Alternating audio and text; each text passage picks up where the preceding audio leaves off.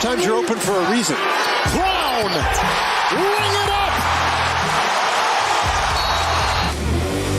Welcome to Sikkim 365 Radio. Kicking around the perimeter, shot clock winding down. Manick fires, bottom. What a smooth stroke from Brady Manick. Sikkim 365 Radio is presented by IdealMRI.com. High-quality MRIs for $497 or less. IdealMRI.com. Your health is important, so is your budget. Nice little pin down curl.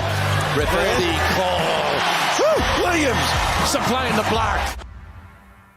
The 3 o'clock hour is sponsored by Waco Custom Marketplace. Meats, sweets, Texas treats, and a cut above the rest. 425 Lake Air Drive, Waco. Justin Moore working with Samuels. Carlton out on him, gets a step on him. Samuels, as White closes, he scores and one. Now here's David Smoak, Paul Catalina, and Craig Smoak. Well, good afternoon on this Tuesday, March the 29th. Baylor men's basketball losing Jerome Tang to Kansas State. Today, Scott Drew announced changes in his staff. 1 addition, 3 promotions. John Jacobs and Alvin Brooks III promoted to associate head coaches. And then also Jared Nunez now becomes a part of the assistant coaching staff as an assistant coach. And Tweety Carter, the former Baylor great, who kind of really kick-started their next level when he arrived out of Louisiana. Tweety Carter, who's been on this show many times, the star in a lot of ways of Ode to Joy, will join us tomorrow. He is now on the staff in player development as Scott Drew then responds, of course, to losing Jerome Tang. And by the way, I'll give you a little background on Alvin Brooks. There's the Tweety Carter graphic. He was announced coming back home. Alvin Brooks III was looked at by other schools, at least they wanted him. And he sent me a text, I said this yesterday, that he loves being a part of the winning culture. Well, now an associate head coach at Baylor, as Jerome Tang now is in Manhattan. Yeah, and not surprised to see these guys on the way up on the staff. They're the next wave. Alvin Brooks, comes from a coaching family. His dad's the head coach. As most people know, Lamar now was on the Houston staff a year ago. He's got basketball in his blood. Jared Nunez, it's time. I mean, it's time for him to take that step, and he's done a great job. And John Jacobs has a fantastic resume, and so. They're going to lose a lot in Jerome Tang. You don't just kind of replace a guy like that, but they've got guys who are ready, and Scott Drew's always been able to do that. When Grant McCaslin left, or Paul Mills, or Matt Driscoll, he's always had guys in the wings, and one of his strengths is not only developing players, but developing coaches as well. Yeah, it's good to see some finality on the staff and see, Scott move pretty quickly to make up for the loss of Jerome Tang, and does also answer some questions about remaining staff members and who would have potentially gone with Jerome Tang. I mean, I didn't know, but you just throw it out there like, hey, will Alvin Brooks go with him? Will John Jacobs go with him? I mean, why?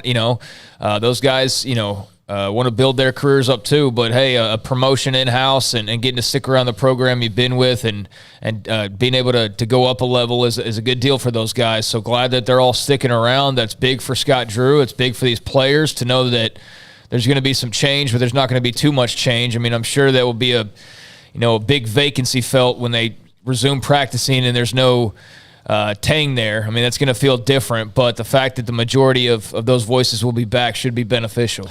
What Tweety Carter also brings to the table is obviously the fact that he's the first ever McDonald's All-American that Baylor received as a commitment from back when Scott Drew first arrived. And then a few years into it, Tweety Carter was the one that kind of set the table as they started to get the blood flow of talent into the Baylor system. He also is from Louisiana, a hotbed of any kind of talent, football, basketball, whatever. They, of course, with Tweety Carter now around New Orleans and that area, that allows him to have that lifeblood into his home state of Louisiana. We're going to have Alvin Brooks III in about 10 minutes. We'll have John Jacobs at 4. Mac Rhodes joins us at 4:20, and then also today at 5, Jared Nunez. All of them available to us tomorrow, Tweety Carter early in the show. And also today, Terrence Oglesby. He's a part of the Field of 68 podcast with Jeff Goodman and Rob Douster. He covers the ACC very heavily, and he's going to join us today at 3:30 to discuss North Carolina, Duke, the Final Four, also with Villanova, Kansas as well. Craig's off the radar. John McClain today, and then also Paul's Top 5 to close out the show. So those are some of the things and notes from today. There's a couple of other things to get to as well. Yeah, Tweety was the first Louisianimal. Yeah, there you go. Yep, they're absolutely. And so that helps them with that. Craig, are you going to use the NFL rules today on Off the Radar? Go ahead. All right. Well, remember the controversy, Kansas City, Buffalo, overtime. Buffalo never had a chance, right, to touch the football. They've approved this, that the team that now you get, each team will have a possession in overtime. Now, I still think that so much went into who didn't get a possession in overtime, but who also coughed up a lead in 13 seconds or whatever. But they are now, both teams have an opportunity to possess the ball in overtime. And then if that still hasn't decided it, then they go back to sudden death. Thoughts? Yeah, good. Maybe I don't. Is that going to keep the sun from rushing into the Earth's core? No, I mean it's not gonna. Maybe it'll make it better. You hate that you have this epic, unbelievable game in fourth quarter, and then you kind of know that it's going to end because both defenses are gassed. So the coin flip decided that game. Because what you had to hope is, if you were a Buffalo fan, that somebody from Kansas City just made a really stupid mistake. And the same thing had the other thing had the coin flip gone the other way. If Buffalo had won the coin flip, Kansas City had a hope that somebody did something stupid because both defenses were absolutely out of gas and weren't going to get in anybody's way. Yeah, I mean, I like it. I think it was dumb that you relied on a coin flip to give one person a possession. I mean, in basketball overtime, do you just let one team flip a coin, win it, and they just go shoot as many free throws, and if they make 5, they win the game? How stupid would that be? Do we hockey shootouts, but only one team, because they won the coin flip, gets to shoot their goals, and if they make all of them, they win? Like, how dumb is that? Yeah. But so why did we tolerate like this? I mean, the sudden death brings a certain element of fun to it, but I felt like it really killed that game between the Chiefs and the Bills, in my opinion. That was a super exciting game, and it kind of petered out just based on the fact that we had to go overtime and have a stupid coin flip that had absolutely nothing to do with the flow of the game. It was just who was lucky that a quarter landed. Like, that to me is preposterous. So, you know, there were things to like about that. I mean, the sudden death aspect did give an element of, you know, just like stress and you know, excitement, I suppose. But it also was just like, it really left you feeling flat after a lot of those games, quite frankly. Like, why you walked away not going, wow, what a great overtime period. You walked away going like, this is how we decide these games. Like, yeah, I'm all for it. I mean, both teams deserve a possession. If you were tied at the end of regulation, if you were tied through 4 quarters of play, why would one team have an advantage? You were tied. So why would you not both have the same chance to win the game that you were tied in after regulation? Like, that just doesn't make any sense. So, yeah, I'm all for both teams getting possessions. And, I look forward to just seeing how it plays out. You know, they have been tinkering with this for a long time now. So hopefully this is the formula that works and one that they can stick with for a while. Well, and it takes the NFL a long time to figure out what their overall goal is for a certain thing. Like, it took them, you know, more than a decade to figure out what actually constituted a catch within the laws of the physical world. That's true. And so overtime should be a little bit easier than that. You know, I think Craig's kind of simplified it to its very core of it's tied. You know, somebody's, you know, in good with the coin gods, and that's it. Yeah. You know? Like, Josh Allen and the Bills played their butts off, and they're sitting there tied toe-to-toe, and you don't even get a chance to win the game, but the other team does. Why? Because a coin. Like, that, yeah, that makes no sense to me. So I'm glad that they changed it. But there are grumpy old men, and, I mean, on this set, obviously I'm the happiest of the three.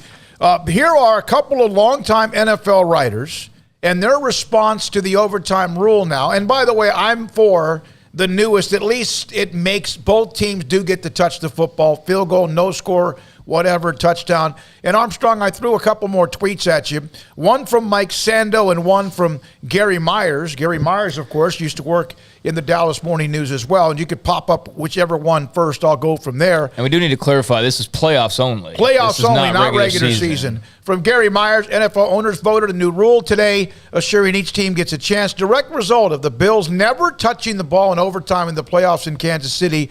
No rule passed, though, to assure the Bills' defense doesn't choke in the final 13 seconds of regulation. That's tongue-in-cheek and also part of, let's not forget that happened as well. And then from also Mike Sando, Buffalo blowing the game was by far the biggest variable in the Buffalo-KC game. Citing overtime rules would be like citing a faulty rear spoiler as a factor in a crash when a guy was driving his car 200 miles an hour in the wrong direction on a 2-lane road at night while reading on his phone. Not to forget that, yes, the Bills could have sealed that thing with one play, any play. But at least now. What did the KC defense do in overtime? They didn't have to go out there. Yeah, that's right. So, I mean, we could pop on them too, and we probably would have if the Bills got their chance. So, yeah, I mean, the Bills deserve the little jabs right there because their defense did fold like a cheap tent, but the Chiefs defense didn't have to see the field, so I don't see how that makes sense. And look, it's not just, I mean, that was the game. It was a bad ending to what was one of the most epic games ever. Yeah. So considering the circumstances, that's what highlighted the issue. But there are many other games that have gone on the playoffs in history, which maybe not as epic and back and forth. I mean, you might have, a 13-13 game in a snowstorm, but in that case, a good kick return can win the game for you, and that doesn't seem to be fair. Like there's all these different things. Like just that way you don't have to worry about this ruining the most epic game again, because something like that's going to happen again one day. And you have the ability to prevent the bad ending. You also have the ability to, you still have the ability to end that game before it got to a coin flip. But I'm okay with it. How much did social media create this? Oh, I mean, probably it's like everything in America now. I think that we so overrate social media. I really do. I think all you have to do is look at the Oscars ratings.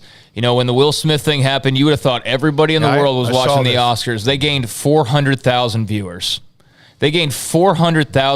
That is a peanut in the bucket. That's a drop in the bucket of this entire country and the viewers and what you would expect. So all that social media, all that Twitter fervor, they got me to tune in for 5 seconds before quickly turning it back off.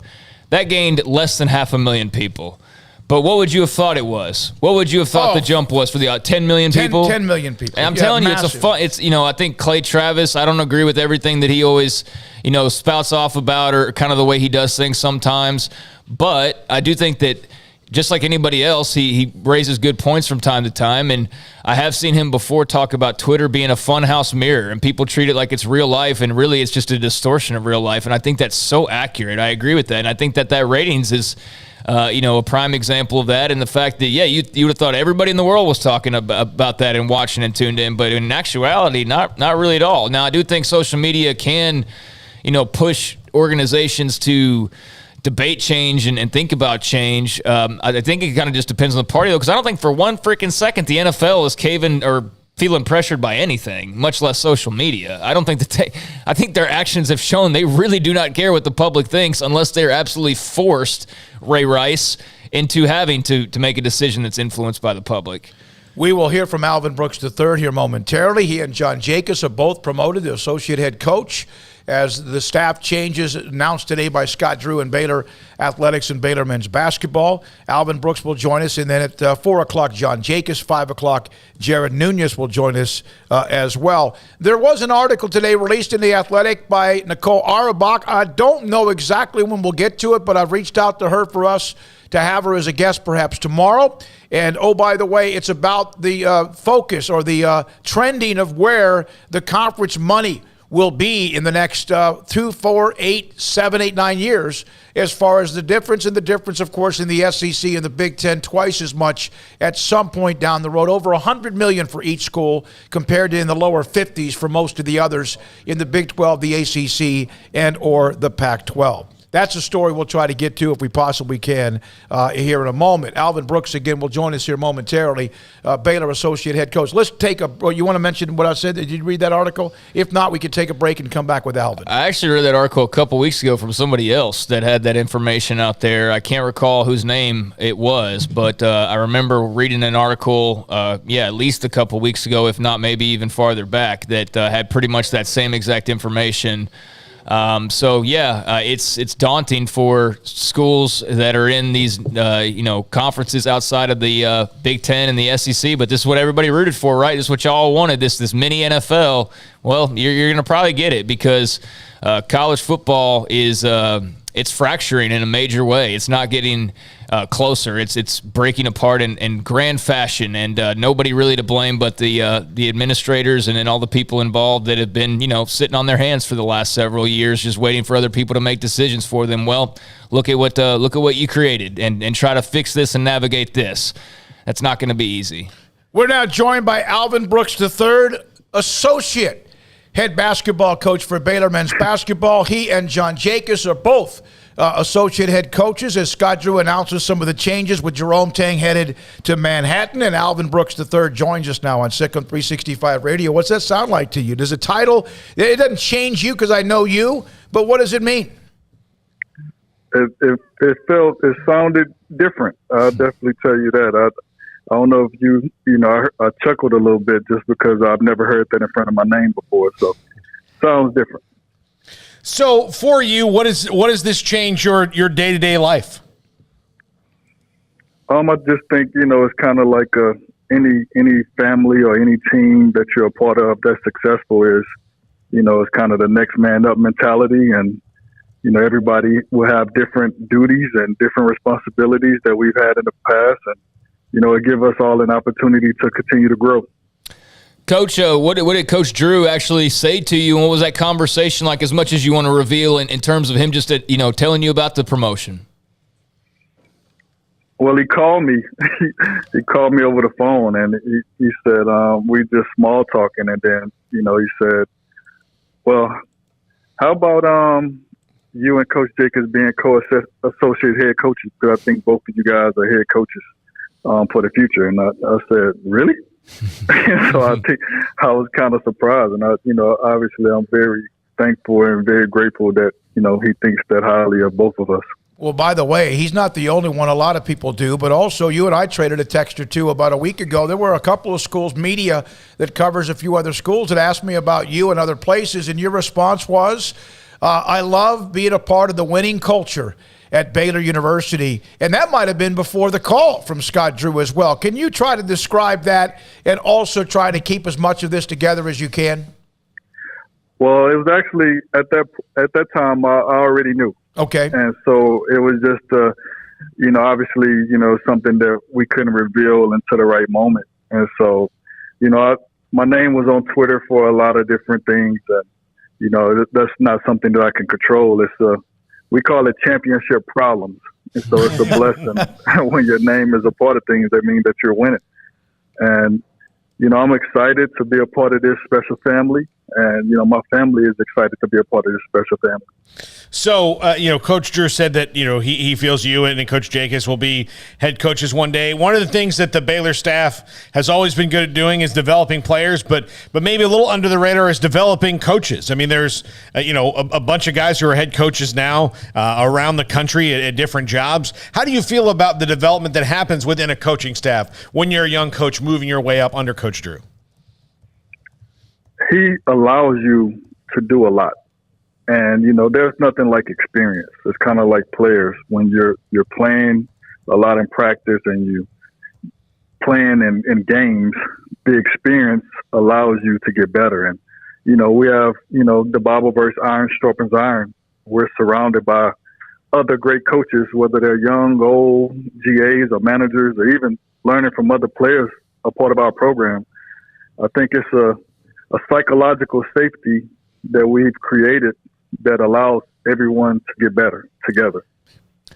Coach, obviously there had been, talk, and all of you guys have dreams and goals of your own, so I don't think it's any surprise that Jerome Tang was, hoping for a head coaching job. So after all these years, it finally occurs for him in a good spot there at K-State. What was your reaction to just the news? I'd imagine there's probably some semblance of not being surprised because you know what he's capable of, but, how surprising was it, and just how different do you think it's going to be? Well, not surprised at all because, he's definitely he's been ready to be a head coach. I think for me personally, he's a huge reason why I chose to come to Baylor. You're talking about someone that was invited and came to my wedding. And so I had a special relationship, or I should say have, because, I have a special relationship with Coach Tang. And so it was different for me just because, even now it's crazy. I just left a voice message on his cell phone and told him it still feels like that he's on a long recruiting trip and he's coming back soon.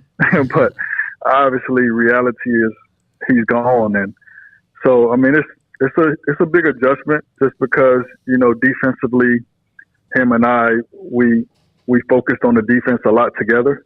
And so it'll be a little different without him, but, as a staff, we'll continue to move forward. We'll have John Jacobs at 4, that, and also then Jared Nunez. Tweety's on with us tomorrow. But tell me a little bit about Jared Nunez. He's been a part of this for a long time, played at Valpo.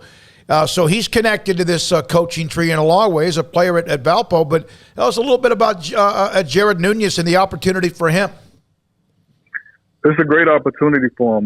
He's been around Coach Drew longer than any of us because he was a player at Valpo when Coach Drew was an assistant there. So he knows Coach Drew a lot better than a lot of us.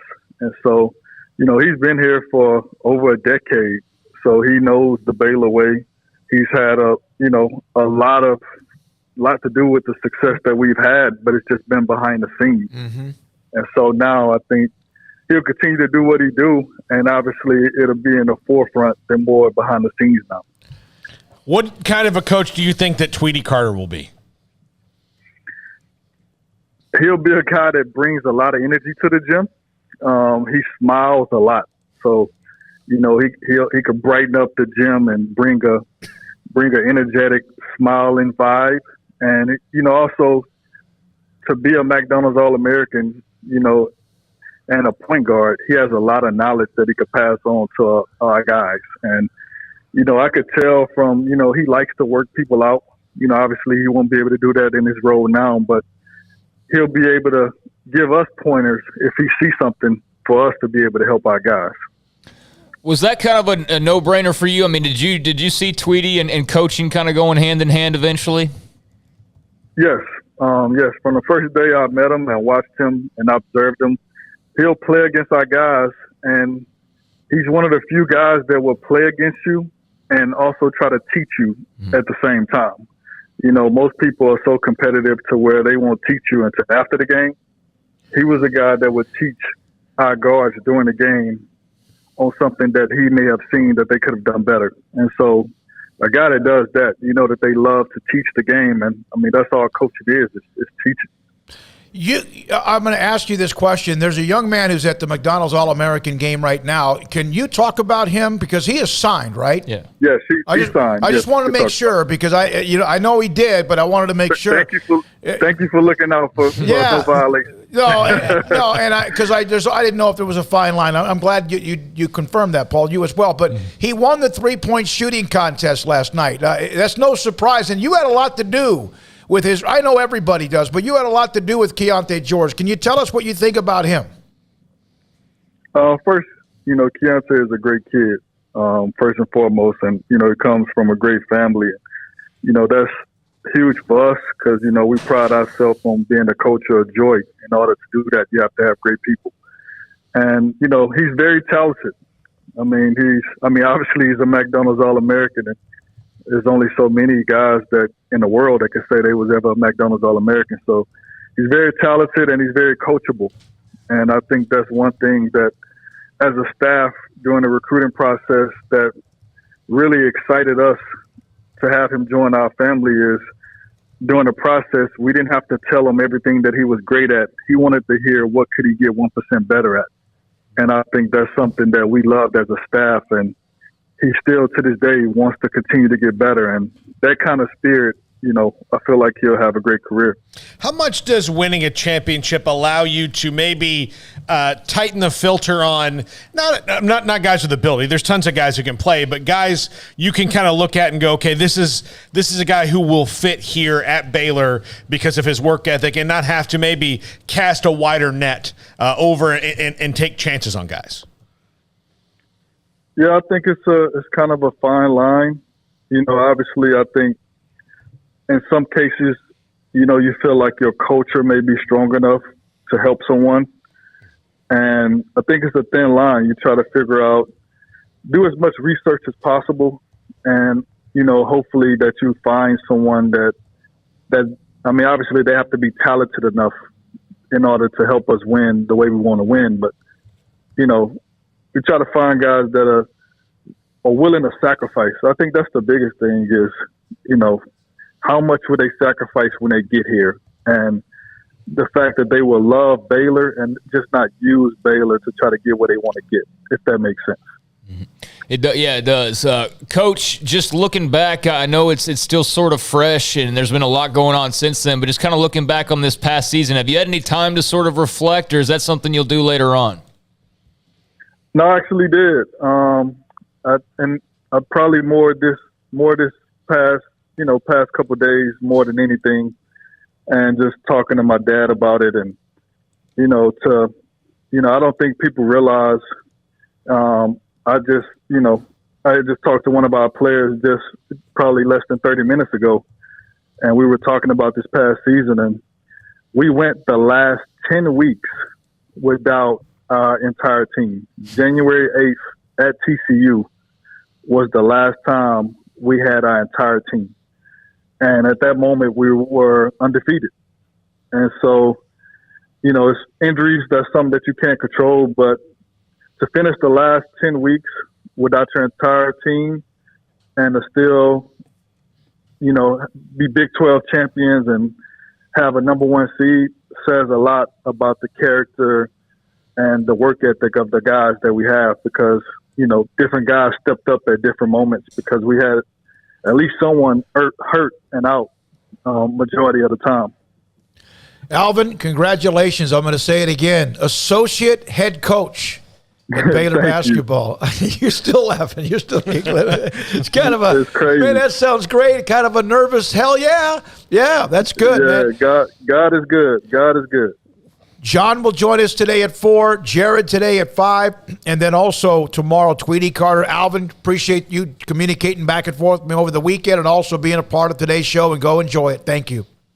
Thank you. Alvin Brooks III, Associate Head Coach, Baylor Men's Basketball. Jake us again in 30 minutes. Coming up next, you have this North Carolina-Duke thing, and so I watched the Field of 68 quite a bit with Jeff Goodman. He joins the show, of course, along with Rob Douster, who's been on the show with us a few times as well.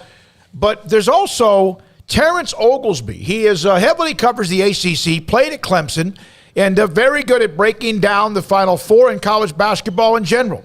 And Terrence Oglesby will join us next on the Final Four on Duke, North Carolina, Kansas, and Villanova. Sikkim 365 Radio and 365 Sports. Baylor University is where lights shine bright. So, let there be light. Let there be roommates and teammates, scholarship and championships. Let there be fresh starts and new traditions, fast friendships and lasting impacts. Let there be laughter. Let there be joy. Let there be light. Baylor University, where lights shine bright. One size fits all. That may be all right for an adjustable belt or cheap sunglasses, but when it comes to your financial needs, no one wants a one-size-fits-all strategy. Ben Erlinson, your Edward Jones financial advisor, knows that his most important goals are yours. That's why he takes the time to understand your needs, knowing you. That's how Edward Jones makes sense of investing. Ben Erlinson, 100 North 6th Street in Waco, 254-759-8533. Edward Jones, member SIPC.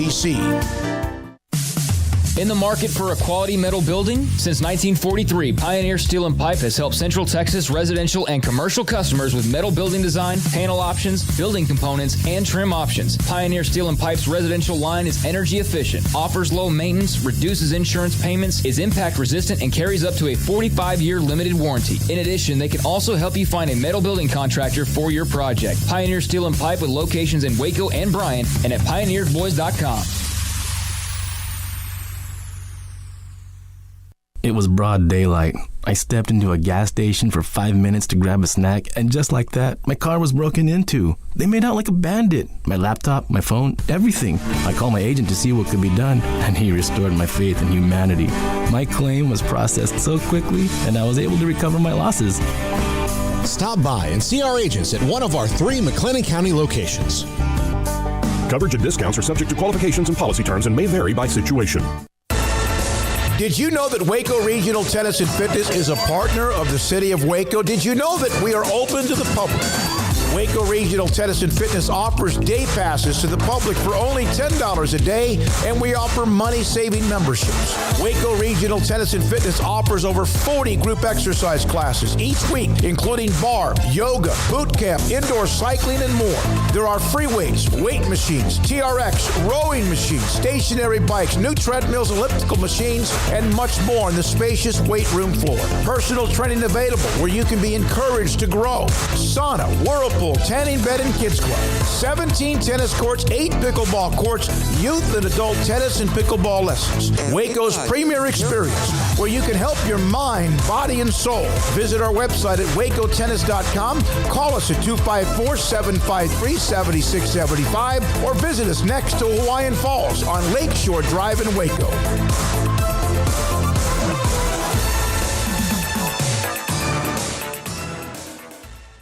Cars priced right both day and night. At Richard Car in Texas.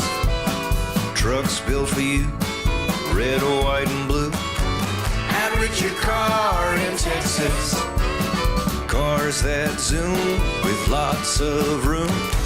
At Richard Car in Texas. Count on us, a dealer to trust. At Richard Car in Waco, Texas. This is Sikkim 365 Radio. Text us at 254-339-1122. The Sikkim 365 radio text line is sponsored by Riverbend Liquor and Wine, with the most extensive variety of craft beer in Waco. A hidden gem on Lakeshore Drive and 19th Street. Terrence Oglesby is a part of the field of 68. Jeff Goodman, who was in our studio just, a few weeks back. Also Rob Douster and Terrence, a part of that as well. It's a great show at night. Covers college basketball whenever there's something. And even more, joins us on Sikkim 365 Radio. And through the technology of Zoom, Terrence joins us on our show as well. Terrence, thanks for your time. We appreciate it. Your thoughts, could the tournament have come up with 4 bluer bloods other than if UCLA and Kentucky were involved? No, I don't think so. And a lot of people are starting to consider Villanova that program right now, right? So if they win again over these next 2 games, 3 in the last 6 years? That's absurd numbers. Those are John Wooden-like numbers for Jay Wright. No, you're absolutely right. Does it have a lot to be desired? Sure. But at the same time, it doesn't get much better than this. I mean, it's what college basketball is all about. And then you get a supreme matchup between 2 ACC teams. And I'm an ACC guy, so that makes me feel pretty good. It is Duke and North Carolina. I don't love those schools. But at the same time, it's going to make for a great matchup with Carolina, hopefully, if for their sake, ending Coach K's career. And for Duke fans, they're hoping they can win 2 more. And both teams are fully capable. But it's turned out to be one of the best tournaments in recent memory, at least during my lifetime, because of how many different teams were capable of winning games. It just happened to be the Blue Bloods that outlasted everybody else. Terrence, as an ACC guy myself, an FSU guy, I also share your sentiment on Duke and UNC, but it does bring me to the point. Do we kind of nationally owe the ACC an apology for kind of poo-pooing on them all year about this conference? You know what? I'm going to say no, because in the non-con, they just weren't very good. There's no reason to even attempt to hide that fact. You build your reputation. You build your league's reputation in the non-conference, which is November and December, when they play the ACC Big Ten, whenever they played all these out-of-conference games, whether it be North Carolina losing big to Purdue up in, where was it? It was up in New Jersey. You have to develop those reputation. You get what you deserve. There is still top end talent in the ACC, but there's something to consider. The ACC relies a lot on young players. Paolo Banchero. I mean, Jeremy Roach, is he just a sophomore? There's a lot of young players that the ACC relies on. It also comes down to, transfer portal for the ACC was also massive as well. It takes a second to get those guys going. A lot of people say, hey, as long as you're good in conference, your pre-conference is the time to develop. Not for the Power Six. And that's why the ACC was frowned upon so much this year. But top-end talent, when everybody learns how to play together, I think the ACC, from a talent perspective, is just as good as anybody else in the country. It just took a little bit longer this season. Terrence, obviously these teams clashed less than a month ago or so in the ACC tournament. For Duke, obviously they've got not only the pressure of just being the Blue Devils, but also Coach K's final ride. How do you think they've navigated that? How much extra pressure maybe does that add now that they're into this Final Four? And just what did you make of the way that they got here? You know what's crazy about that, guys, is I actually think that Duke is facing less pressure in the Final Four than they faced in Coach K's last game. Okay. And as crazy as that is to think about, with Christian Laettner, Grant Hill, Jerry Seinfeld, I'm throwing him in the mix. There were just all these former players for Coach K, and there was so much pressure on that one game, and it was almost like they couldn't get out of their own way, and they got tired towards the end. What were they, up 8 with 10 minutes to go, and they just ran out of gas? There was so much adrenaline that factored into that. I thought it made it tough on them. Now it's just the tournament. And if they lose, they're done, and that's fine. But they're facing the same pressure that everybody else is, with the added benefit of it doesn't get any worse than what we've already seen. It doesn't get any more pressure than what we've already gone through. So I think Duke's going to make a run of it. I think there's actually less pressure, like I said, than there was for the Coach K's final game. I agree with you, because I think that game became almost hyperventilation. It became so much about him rather than the players, and it just got to the point where I think they almost wanted to win that game too much. And not to take away that North Carolina, speaking of which, has been red hot as well. Your thoughts about what they've done? Hubert Davis, they had the game. We were there watching them blow out Baylor and then all of a sudden have to win the game in overtime, and what they've done at UNC. Nobody's playing better. And, hey, guys, look, you guys know it as well as anybody. Baylor's been banged up. Their loss, I'm not holding that against Scott Drew or anybody else. That's a team that, if fully healthy, very well could have been playing in the Final Four this weekend. I know it. You know it. LJ Cryer knows it. Adam Flagler knows it. I'm not going to say it was a missed opportunity. I'm going to say how hard it is to repeat. But Baylor certainly had the tools. They just couldn't stay healthy. But this North Carolina team, and I think it's all spearheaded by R.J. Davis, the point guard from New York. What he does with the basketball in his hands, he's been given a lot more responsibility. And he gets into the lane, he pitches out. And the better he's played, the better Brady Manick has played, because Brady Manick needs somebody to create those shots for him. And R.J. Davis is more of a pass-first point guard than Caleb Love is. What they've done is they've taken the ball out of Caleb Love's hands. They've given it to R.J. Davis. They've let him go to work, and then he's created opportunities. This North Carolina team is playing so well, and they're finally starting to defend a little bit. I worry a little bit this last St. Peter's game because the talent discrepancy was so big that did they fall into old habits, because Caleb Love turned into Caleb Love where he's going 6 for 20 again. I wonder how that's going to carry over here in New Orleans at the Caesars Superdome.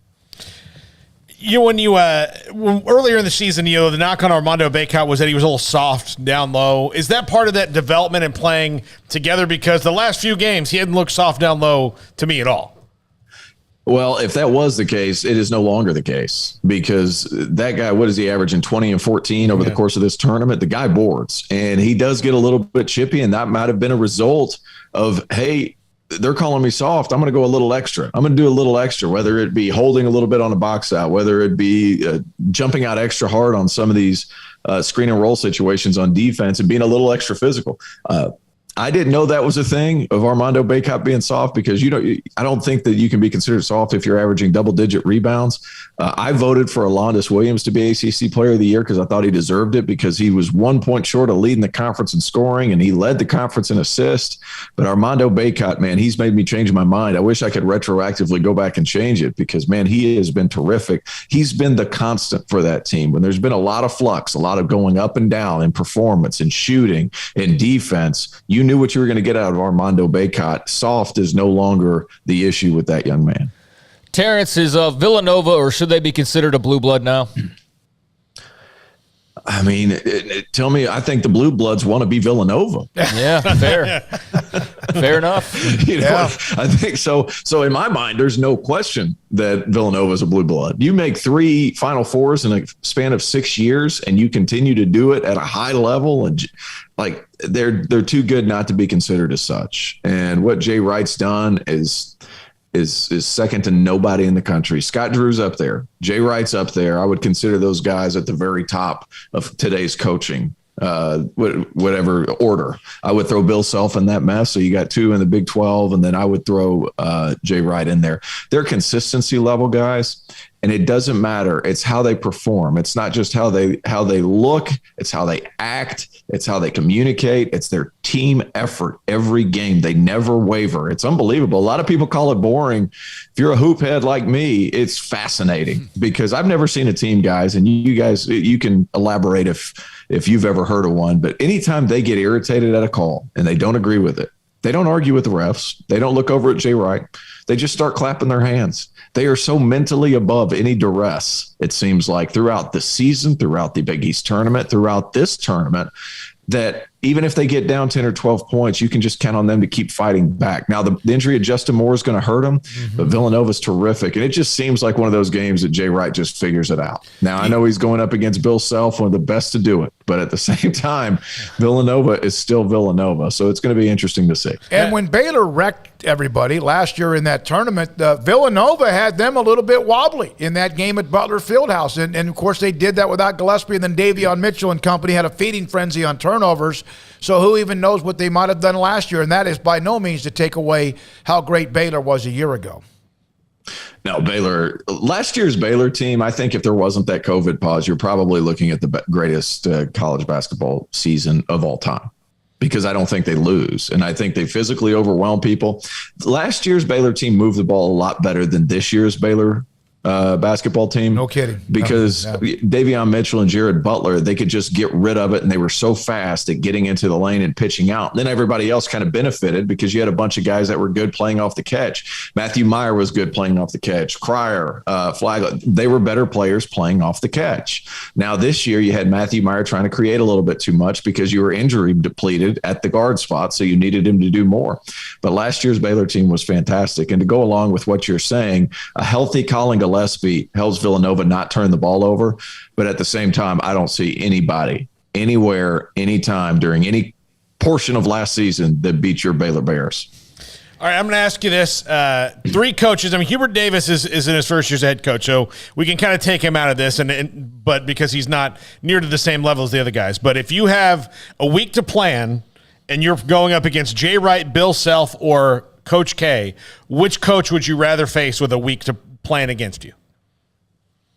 Who would I prefer to play out of those 3? Yeah. Coach K. Because you know what you're going to go up against. Mm-hmm. I mean, he doesn't vary a lot. What you're going up against with Duke is you're going up against a team with superior talent. But from a coaching perspective, Bill Self will have a wrinkle or 2. Mm-hmm. Villanova will have a wrinkle or 2. Coach K, he knows what he's got. Paolo Banchero is probably the best player in the country. Just point blank period, probably the best player in the country. They're going to get it to him. They're going to open up some isolation lanes. You're going to have to flood to the basketball and hope that and pray they don't hit threes. That's why I would pick those 2. I think Bill Self is a nightmare to try to prepare for because I don't think there's any coach better in the country at getting post feeds. Even though David McCormick has been wildly inconsistent, I think Bill Self just finds ways to get post touches and finds ways to get his guys open shots. His best 2 players, Christian Brown and Ochai Agbaji, they have a hard time creating for themselves. And Abaji's gotten better at it. But at the same time, in order to have those guys performing at a high level, you got to set them up. That's a big credit to Bill Self. Jay Wright, forget it, kind of the same thing. It's going to be interesting to see. But I think for what you guys are asking, I'd want to play Coach K. But that being said, I also think Duke's going to win the next 2 games. So just from a coaching perspective, I feel like I would play against Duke because I knew exactly what I'd be going against. Terrence Jerome Tang now at Kansas State. He joined us yesterday. Today, Baylor announced that they were promoting Alvin Brooks III and also John Jacobs, associate head coach. Jared Nunez is promoted, but also Tweety Carter is now a part of that staff and player development. You played overseas quite a bit, and he's made a living doing that as well. Your thoughts about bringing back a legend like that to join them with what he means to any staff? Well, I think the big thing is because I spent a couple of years on Clemson staff whenever I got finished playing, and Tweety Carter was a better player than me. Let's put that out there. But I spent 7-8 years overseas, just being able to have that hands-on experience and have somebody come in and be like, "Hey, this is why I did or didn't make this team. This is what got me cut. This is what I need to get better at." And trust me, I've been there. I think is a healthy thing for players. And Tweety Carter, he was a great player. He was a great player during his time in college and spent a long time overseas and made a good amount of money there. I think that's an excellent hire. I think it's great to have somebody like that in an off-court role. Clemson has the same thing right now with a young man or a guy named Terrell McIntyre, who's an Italian legend. He can't walk the streets of Italy. We found that out when we had to travel abroad. It's good. It's healthy. And because not everybody's going to play in the NBA, but Baylor has a bunch of guys that are going to, including a young man coming in next year named Keontae George, by the way. You guys are going to love that young man. But going back to Tweety Carter, I'm so happy that they decided to go that route because that hands-on experience that actually I was there and I'm still fairly young. Now I say that now me and Tweety played we graduated 2011. So we're not that young, but I think young enough to relate, I think is a good move. But Scott Drew, he knows what he's doing, man. Like I said, one of the best in the country. And obviously your staff has to be a big part of that. And I think that was a good hire. So have you seen a bit of Keontae George? I'm assuming. Love the kid. Okay. Love the kid. He's got it on a string. He can really handle the ball. He's an excellent shooter. He's got I'm not allowed to curse, but he's got a little stuff to him, and he can really he's a really high level competitor, and he never seems to get rattled. And I would have had him in the top 3 in the country if I were to rank him myself, because he was just so impressive because of his body size, his explosion with the basketball, his ability to get off the floor around the rim. You guys are really going to enjoy him because he's going to be able to get wherever he wants on the court. And he's going to be not Davion Mitchell because he's a lot younger and he's going to have stuff to learn, but he is a really talented young man. Terrence, thank you, man. Great to have you on. Stuff. We really appreciate the insight. Well, and tell you that stuff with that show with Jeff. And I don't know how you put up with Jeff and Rob at the same time, but it's hard. Those guys, is. Man, you got to really brace for it every day. Yeah. Continue the great work. Thanks for your time. We appreciate the insight. Absolutely, guys. Thank you so much for having me. I appreciate it. That's Terrence Oglesby. He played at Clemson. And his thoughts. How about the compliments and thoughts about Drew, last year's Baylor team? Also, Keontae George, who Alvin Brooks brought up with us, and how dynamic he is. And a bowl full of everything when it comes to college basketball on the weekend of Duke, North Carolina, and also Villanova, Kansas. So. Yeah, I mean, the college basketball news, I mean, the season's not over yet, so the news continues on, and didn't want to, drag that out, or not drag out, but, I wanted to let him have his time. We had him on for a good chunk of time, but next time we get him or someone else from the Field of 68 on, definitely be interesting to see where Shaheen Holloway is at that point, whether or not he's at Seton Hall. But that was one of the things that kind of had on the list. But there was a lot of good stuff to digest there, no doubt. All right. When we come back, we'll have a nugget or two here in this 3 o'clock hour. 4 o'clock, of course, we'll have Mac Rhodes at 4:20. About to check out the YouTube chat room. Sometimes you enter knowing the risk. No, I'm kidding about that, but we'll come back with some of what you have to say as well from the chat room and the text line, 254-339-1122, Sikkim 365 Radio. Marco's Pizza. Pizza lovers get it. Pepperoni Magnifico, one we've really enjoyed whenever we've had pizzas delivered to the studio here at 101 Elm. $9.99. Enjoy a large pepperoni Magnifico, and it's got, there's not a bit of any spacing that doesn't have a piece of pepperoni on it. You can order now. Use the code word PEPMAG. Unlimited medium one-topping pizzas for $7.99 each. Also unlimited large two-topping pizzas for $8.99 each. And also specialty pizzas large.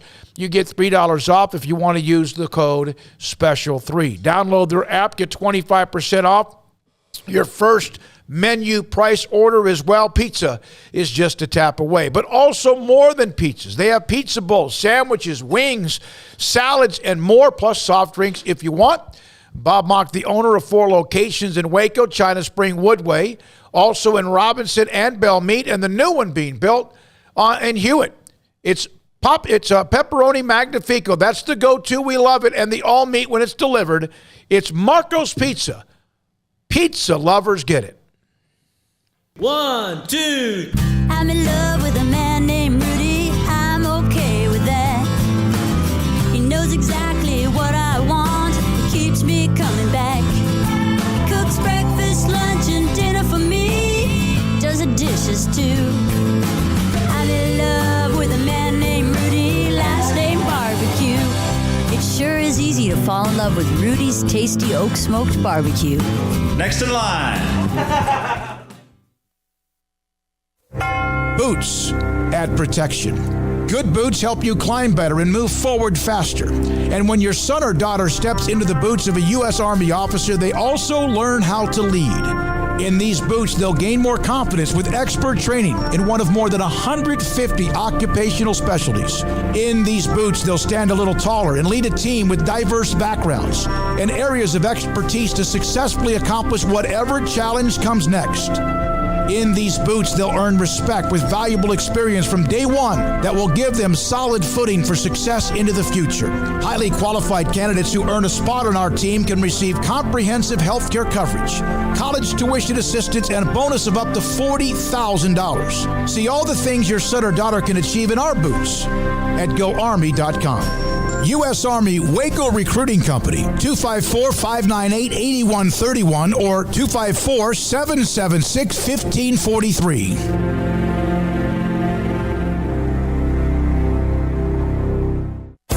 At Ideal MRI, we feel blessed to be part of the Waco community. We're a small family business here in Central Texas. At times like this, the cost of healthcare has never been more important. And unfortunately, significant illnesses and injuries still occur. And that's why Ideal MRI is open and here to serve you through this difficult time. So if you need an MRI, ask your doctor about Ideal MRI. You can schedule online in minutes at idealmri.com or call 833-IDEAL-MRI. From the first workout to the last practice, sports is an incredible challenge. Hi, this is Dan Ingham with the First National Bank of Central Texas, and we're proud to support each athlete, every parent, and our educators. From families, small businesses, to the biggest industry, we're here to help. With remarkable products like First Free Checking, we've got banking ideas that fuel big dreams. The First National Bank of Central Texas. Familiar faces making local decisions. Member FDIC, Equal Housing Lender. Hey, this is Bryce Petty, former starting quarterback and two-time Big 12 champion, and I know firsthand the importance of being in top shape both on and off the field. So listen up, men. If you're feeling beat down day in and day out and looking for that high-performance edge that separates the men from the boys, then look no further than the Petty Clinic Low T in Waco. Petty Clinic is a comprehensive men's healthcare clinic with an atmosphere catering to men. Board-certified Dr. Kent Petty has a special interest in offering the highest quality medical care to men of all ages. Some of the services offered include screening and treatment for low testosterone or thyroid, infertility, high blood pressure, diabetes, high cholesterol, sleep apnea, while offering comprehensive wellness exams and complete men's health lab panels. High performance men, remember, it's not just a Petty thing. This is Bryce Petty, encouraging you to reach out and Google search Petty Clinic Low T or go to pettycliniclowt.com and get your complimentary lab screening today. Welcome back to Sikkim 365 Radio. Have you subscribed to our YouTube channel? Search 365 Sports on YouTube. Mac Rhodes at 420. John Jacobs around the corner. One note, Jerome Tang has at least one of his staff members official, Jareem Dowling, assistant coach. I believe his son is on the Kansas State basketball team. And there were pictures of Coach Tang visiting the family. And so Jareem Dowling, D-O-W-L-I-N-G, has been officially announced as a part of the Kansas State men's basketball staff. So there's that, his first staff move as well. From Jennifer, Tweedy's interviews in Ode to Joy were some of the best. It was evidence how much Baylor meant to him. He and Karen Craig. Right, Paul? Would you say? Mm-hmm. Absolutely. He Stars of that show in different ways. But, yeah, I mean, for Tweedy to come back and coach at Baylor, I think it was inevitable that he was going to do that one day because he loves Baylor, he loves Waco, and he's getting to that point in his, life age-wise where, maybe a basketball season doesn't wash off as fast. And it's time. I mean, he's going to be an excellent coach. And he's very much got the Scott Drew vibe. Like you heard Alvin Brooks say it. He's always smiling. He's always happy. We had him on. You were out, Smokey, with COVID. We had him on, and I called him and I said, "Hey, can you come on?" He's like, "Well, I'm overseas right now." So, well, don't worry about it. I mean, he's like, "No. It'll be midnight. I'll just be getting back from the game." I'm like, man, I mean, like he just does everything. And so if he puts that much effort into doing a 20-minute interview with us, I mean, just imagine what kind of effort he puts into the daily things when it comes to being a basketball coach and an off-court role, but a coach on that staff and recruiting and player development and those things. I think he's going to be fantastic. By the way, on the Jerome, I agree. And one of the things Alvin mentioned is he's going to want to test guys out. Now he can't really do that as in the role he is in, but he that he's going to try to do that as well. By the way, the Jareem Dowling is been on the Grant McCaslin staff, the University of North Texas as well. So that's one of those stories. When we come back, John Jacobs, men's basketball coach at Baylor. We had Alvin Brooks III. He and John Jacobs promoted as associate head coaches on Scott Drew's staff with Jerome Tang now at Kansas State, Sikkim 365 Radio and 365 Sports. Pioneer, Steel, and Pipe. If I just had a few seconds, and I have about a minute, but I'm just saying 1943. How many businesses do you know that have been in business and thrived no matter what's been going on for the last 10 years, 15 or 20 years, much less since 1943. It's absolutely amazing. What a story. What a success story. What a story of just consistency. When you have great product, that's great. Others do too. But when you really do mean customer service, when you've been in business that long, you know customer service is not just something to say to make people think you care. They do care. If you've been there, you know it. You feel like you're the only one there, and you know that there are others looking around with what they have with pipe, steel, and metal, and they're building that massive facility in Waco. 1943 locations in Waco and Bryant. Open Saturdays from 8 until noon if you can't get there during the week. And because of what they have, it's big, bulky, and heavy. They will deliver it to wherever you need, commercial or real estate, and also unload it for you because they are amazing. Since 1943, pioneerboys.com. At Allen Samuels, come see the Wagoneer Series 2 and 3 with 2.9% for 72 months, plus $1,500 in bonus cash. For all first responders, get an extra $500. Shop this incredible vehicle that gives you performance, style, perfect for your family, and reliability your family deserves today from Allen Samuels in Waco. Come shop our huge inventory at Allen Samuels in Waco. Come by. Let's be friends. See dealer for details. All offers have credit requirements. Don Humidor, your home with a 48-foot walk-in humidor with the elite cigar brands from around the world, including the #1 cigar of the year, Aging Room Cuatro Nicaragua. Plus, they have the great brands like Macanudo and Artur Fuente, Rocky Patel, Aston, and so much more. CBD, great for sore muscles, aches and pains, sleep, Vita Dreams, and anxiety, mild depression, general health and wellness. Their staff very knowledgeable on the subject. If anyone is curious about CBD, ask Carol and Ashley. Don Humidor in the Townwest Shopping Center off Valley Mills in Waco. You know what would make this moment better? Pizza. Dough made from scratch and an Italian family sauce recipe pizza. 3 fresh signature cheeses making a melty blanket of perfection pizza. Like loads of premium toppings like crispy Old World pepperoni, savory Italian sausage, and fresh sliced veggies pizza. That's Marco's Pizza. Visit marcos.com and make any moment better. And with 4 locations in Waco, Belmead, China Spring, Woodway, and soon to open in Robinson. Marco's. Pizza lovers get it.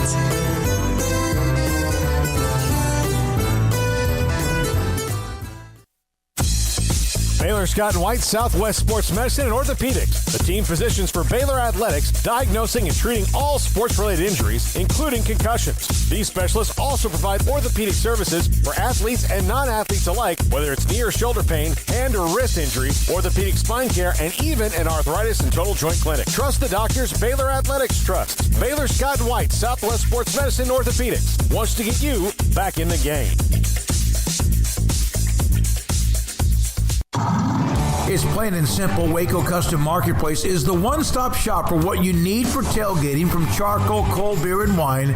And, of course, customize your order with brisket, tri-tip, sausage, wings, smoked pork tenderloin, country-style or pork spare ribs, marinated beef and chicken fajita meat, ground beef and chili, meat, hot dogs, and burgers, buns, seasoning, sauces, chips.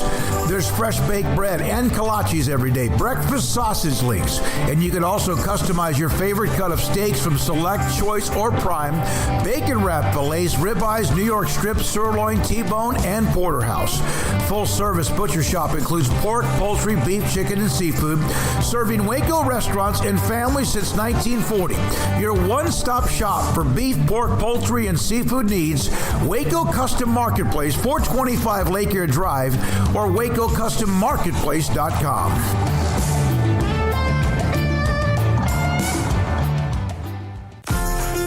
Automatic Chef Canteen is a full-service micro-market vending and office coffee provider with state-of-the-art vending equipment, a wide variety of products, and offering custom-fitted micro-market vending office coffee solutions for your employee break room. You want a full break room solution and a workplace oasis? Well, Automatic Chef Canteen, locally owned and operated for over 50 years in Central Texas, also includes in-house mechanics on call 24/7 for fast, reliable service and maintenance. Automatic Chef Canteen, 6900 Imperial Drive in Waco, or online at automaticchefcanteen.com.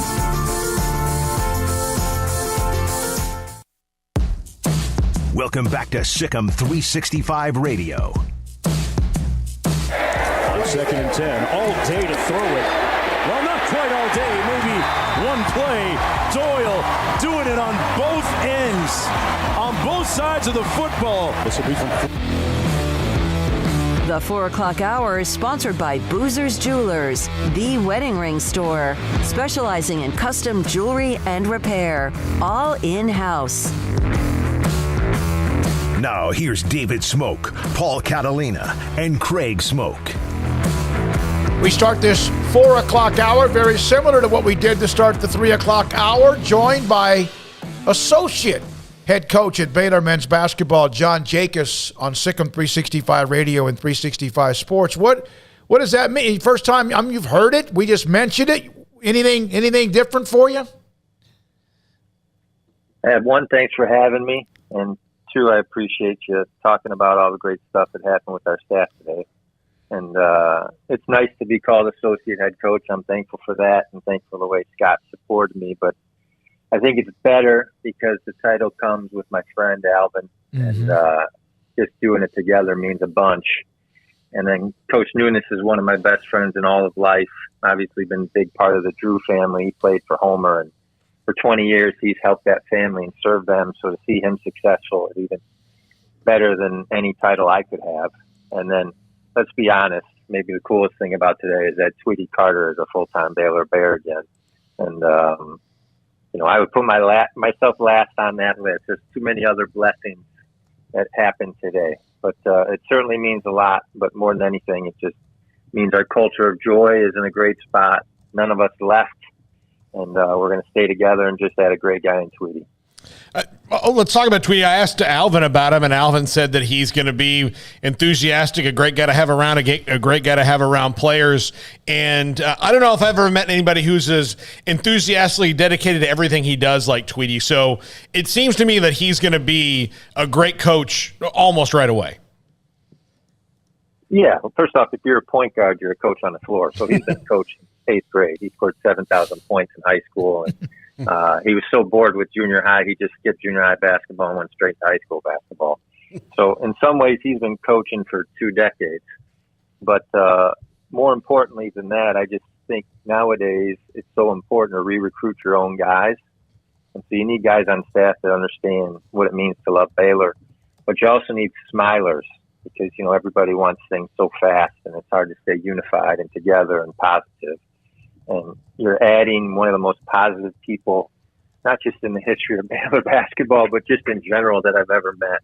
And I think Scott's done a great job over his career with hiring, and I think he hit it out of the ballpark with Tweety.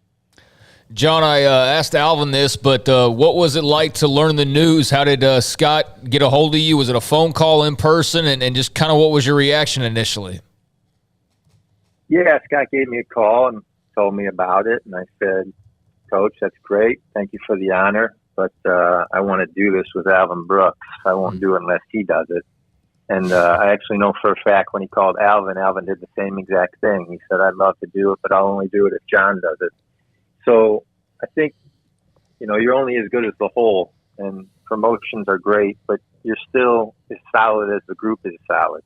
And I think the fact that Alvin and I both put the other one first in those moments is a good sign of why we've been really good the last couple years. And I'm thankful that Scott gave me that call, but it's a really, really special thing to me to do it with my friend, Alvin Brooks, in this season and this time. You said Jared Nunez has been a friend for life, and you've known him a long time. In fact, he's been on that staff for longer than I guess everybody. Now that Jerome is gone, do you have a favorite, or can you get down to just one favorite Jared Nunez story?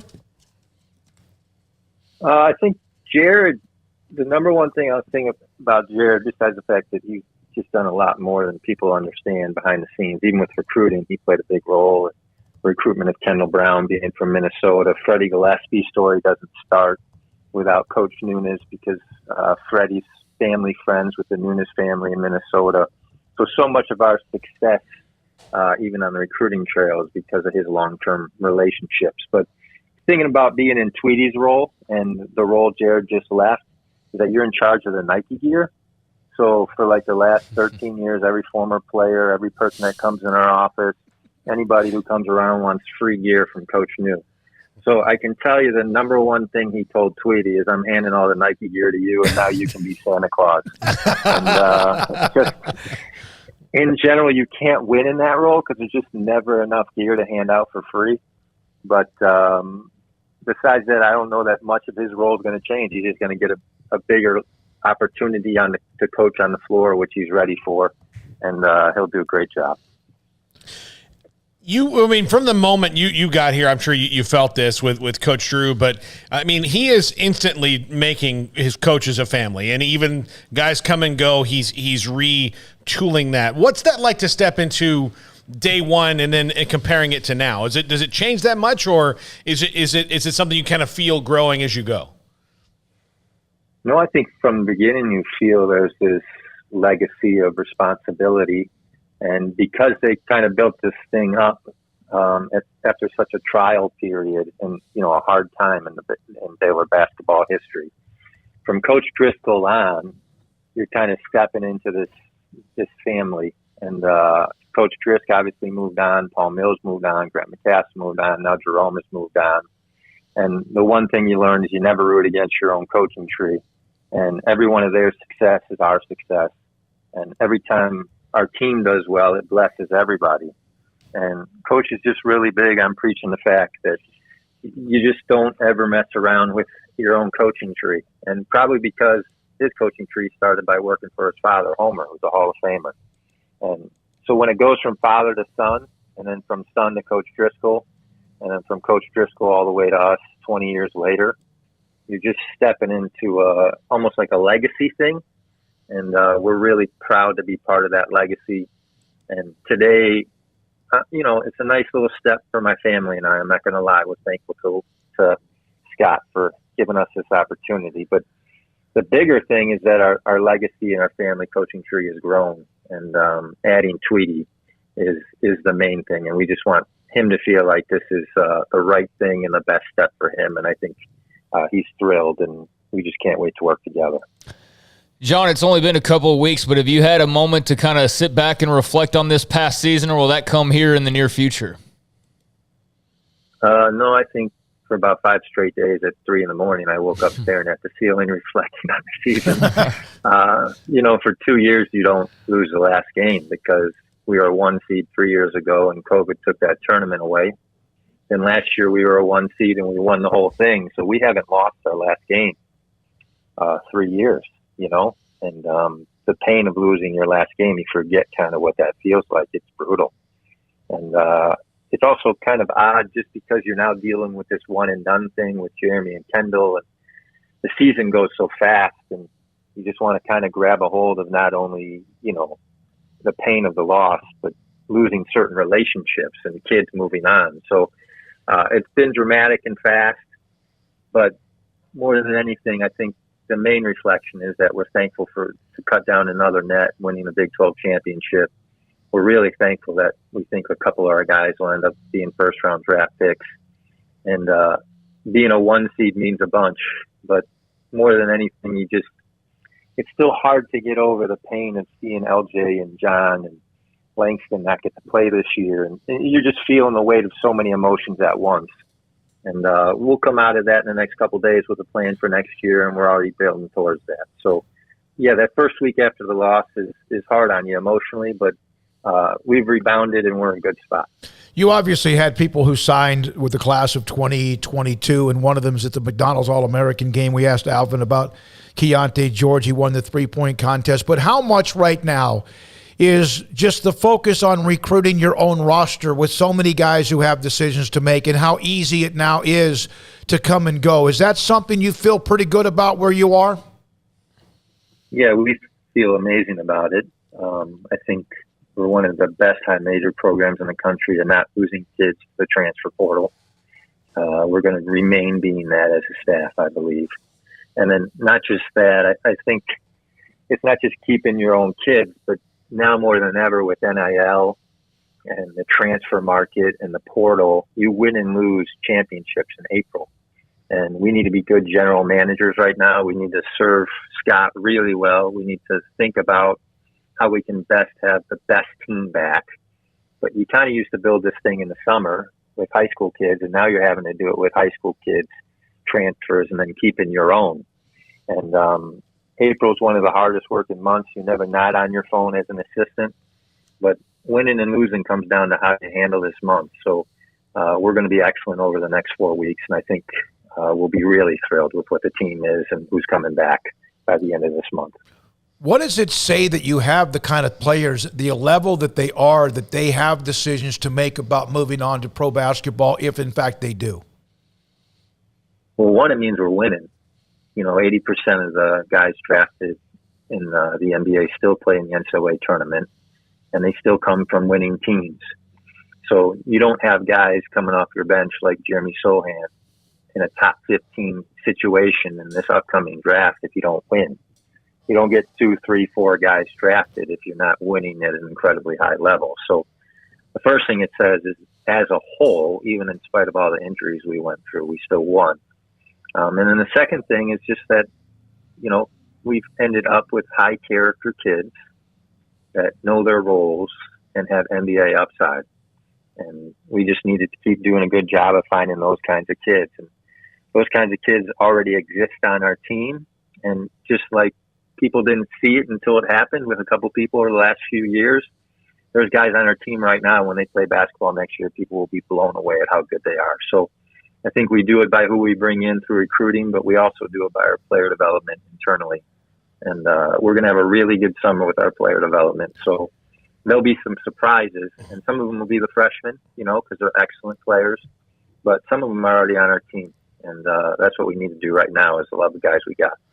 With Kendall, the kind of basketball world, when he signed with you guys, thought that he could possibly be one and done. Jeremy, since he's international, maybe people didn't know, but did you guys kind of have a feeling from the beginning that he would have that potential, or is it something that you saw, like the rest of the world did, maybe around the Kansas game, of holy cow, this kid can play?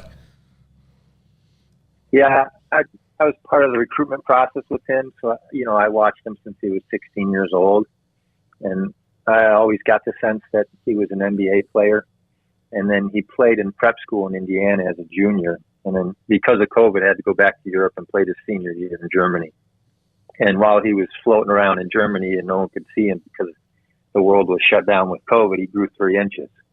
And when you go from 6'6" to 6'9", but you maintain those same wing skills that helped him be the MVP of, FIBA under 16, now you're in a whole new class with this whole new upside. And then you add the fact that Kendall and Jeremy aren't even 19 yet. They don't even turn 19 basically for the first week of June. They're just really special, unique kids. And they've been given certain advantages by God that the rest of us don't have. And I think you'd have to be blind not to notice that. But more than anything, probably the thing we're most proud of is who they are as people. And we want them to be adults and loving people, and they're that. So they're ready for the NBA. It'll be an adjustment for them, obviously, because of their age. But I think for a while we knew Jeremy was going to be an NBA player. This fast, I don't know, but we knew it was coming. John, can you give us a scouting report on Keontae George, who we're going to see later on tonight in the McDonald's All-American game? Yeah, 6'4", 6'5", can get anywhere he wants on the floor, shoots 40% from 3. People expect him to be a first-round draft pick. We know that we've got to do a good job with him, but the thing you're going to really learn about him and the people in his life, from his mother on through the family, is that they're really good Baylor people and that they love it here. And he had tons of options in his life. He could have gone a number of different directions, and he chose to stay in Texas, close to home, make family a priority. And who he is like a really solid kid. And just like Jeremy and Kendall probably shocked everybody, you're going to get shocked when Langston gets healthy, but you're going to realize how much a Baylor kid Keontae is. So the NBA stuff and all the comparison, people don't make that up. Okay, he's that good as a player, but he's that good as a person also, and we just can't wait to hang out with him every day because we know that he's as good a person as he's a player. This might be a better question for Scott, but I'm not trying to put you on the spot. But do you know that some have already made their decision to move on to the NBA? Oh, I think there's probably one or two that are thinking that way. But I'm not sure it's my job. They need to declare. They need to make their announcements. They need to, do their own tweets and videos. There's a whole thing that goes into the world now on social media, and I'm probably the least social media savvy guy on our staff besides our old veteran Coach Peterson.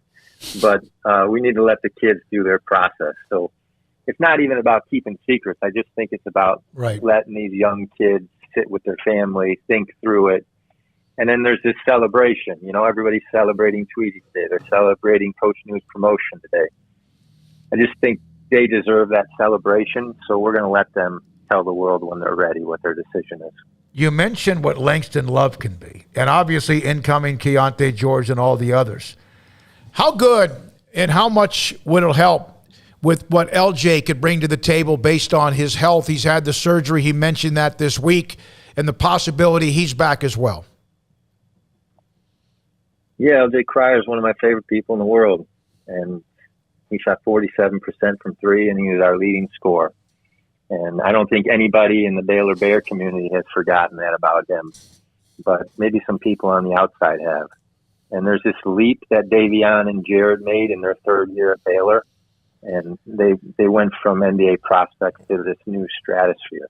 And a healthy LJ Cryer in his third year at Baylor is going to make the same leap. And so for us, we're just praying for his recovery. And if we get that recovery, we're confident that he's going to make that jump. And we're super excited about his future. But more than anything, we just need him physically healthy. So that's what we're waiting on. When Jerome Tang got the job at Kansas State, one of the first things you worry about is attrition. And for you and Alvin and Jared and others to now remain on staff says everything. And not that there weren't opportunities. Alvin was you. Others have had opportunities, but it really is a huge win. A huge win, John. Don't you think that everyone is staying intact? Yeah. Scott Drew's been a good recruiter since a long, long time ago. And if people question in this moment if he wasn't going to pursue us with some fervency, they were questioning the wrong guy. And the truth is that more than ever, because of his success, he can really recruit not just staff, but players from a position of like joy and love and success. And that's what he did. He treated everybody so kindly in the last 2 weeks with such confidence. He knows exactly the kind of program he wants, how he wants it to look and feel and sound. And he's getting into this Hall of Fame, territory of his career. And when he comes in your office and he asks for help, you just want to do it. And a lot of us could have gone other places. We get different opportunities every year thrown our way. But the chance to stay here and continue to do it as a family, I think, was a wonderful thing. And when AB and I talked together about, taking the next step, it really was just about maintaining the culture that already exists. It's not even about us. It's about the bigger picture. So we're just here to serve, and Scott did a great job, and I can tell you didn't lose any recruiting battles. And that just said something about Scott Drew as a leader. Thank you, John. Appreciate your time as always. Always a fantastic segment in so many ways. John Jacobs, associate head coach at Baylor men's basketball, and we'll have Jared Nunez on. Find out if he's got any more of that Nike gear left. He could throw it into the studio if he wanted to. Tweety Carter tomorrow at 3:15. Mack Rhodes, Baylor Director of Athletics, is next. Sikkim, 365 Radio, 365 Sports. Richard Carr, Buick GMC Cadillac, got a lot of great deals going on right now at Richard Carr.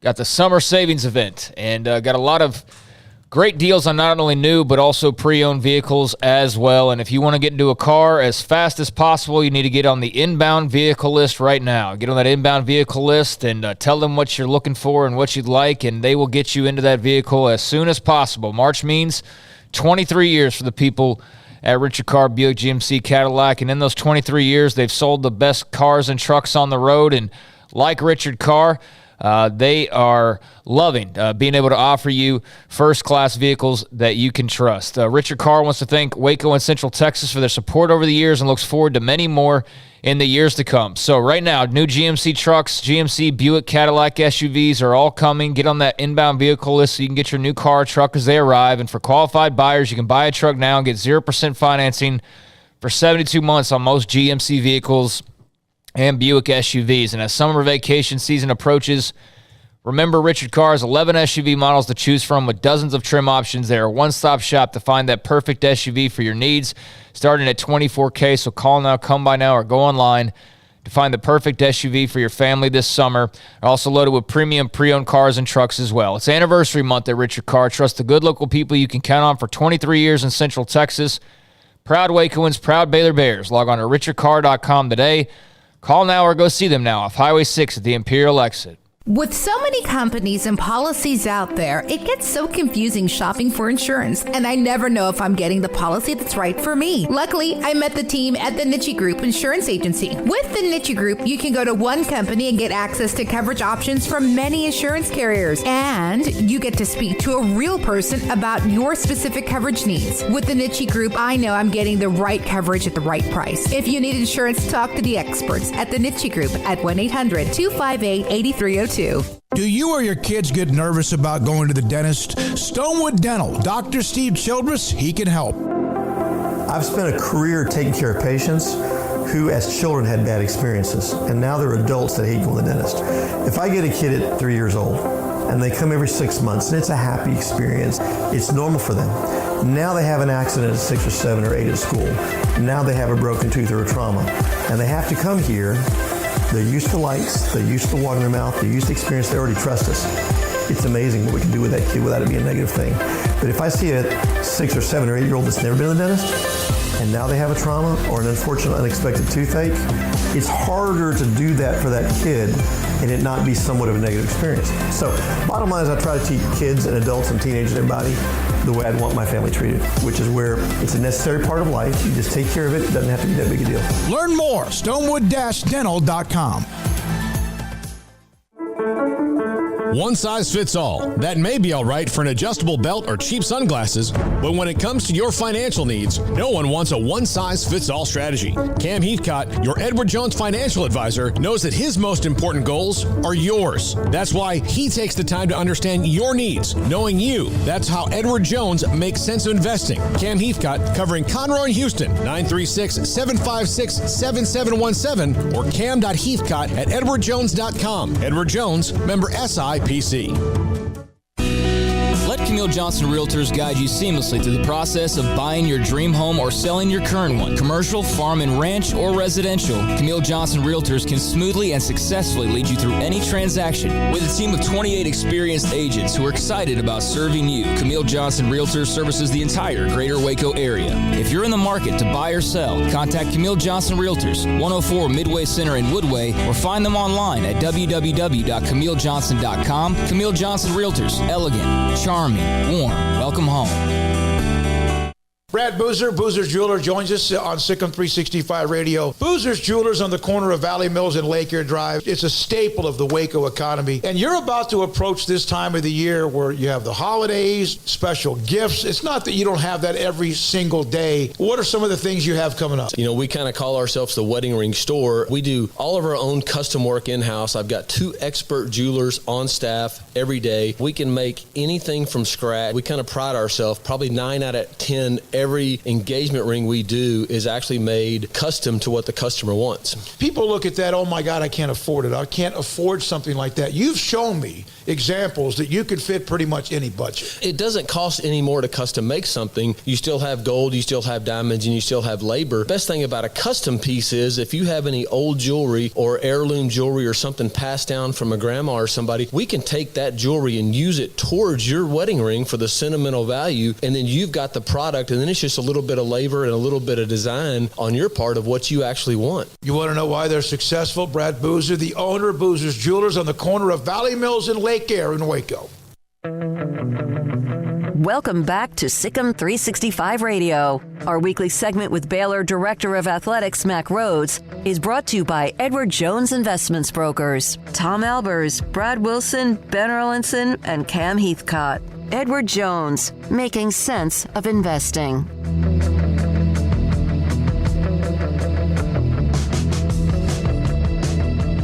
Back here this 4 o'clock hour, Paul Catalina, Craig Smoak, David Smoak. Also, Armstrong Sims runs the mothership. We have full throttle at Baylor practice today. Colt Barber, Grayson Grundhafer, Brian Etheridge, and Jack McKenzie are there. And, of course, they work out throughout the afternoon media session a little bit after 6. We're now joined by Baylor's Director of Athletics, Mack Rhodes, Sikkim 365 Radio, with his weekly segment. We always appreciate the time. Mac, when Jerome Tang took the job at Kansas State, one of the things I thought about, one, thrilled for him. The opportunity's there, it's been there, but this one here was how in the world can you keep that staff together, because sometimes the staff can get raided. Your thoughts about what Scott Drew has done officially today with Jared Nunez and Alvin Brooks and John Jacobs, and also adding Tweety Carter to the future staff as well? Well, good afternoon to everybody. Happy Tuesday, March 29th, 2022. It's a great day for Baylor, and happy for Scott and excited about, keeping the staff together, and then, adding a family member, a former player, and Tweety Carter to the staff. But I'll start with both Alvin and John, and obviously they have been such an integral part of our success, particularly I believe the past 5 years, and they've had their fingerprints, their handprints all over it, and I just I think it was great of Scott to promote them and give them and put them into position, both of them as associate head coaches.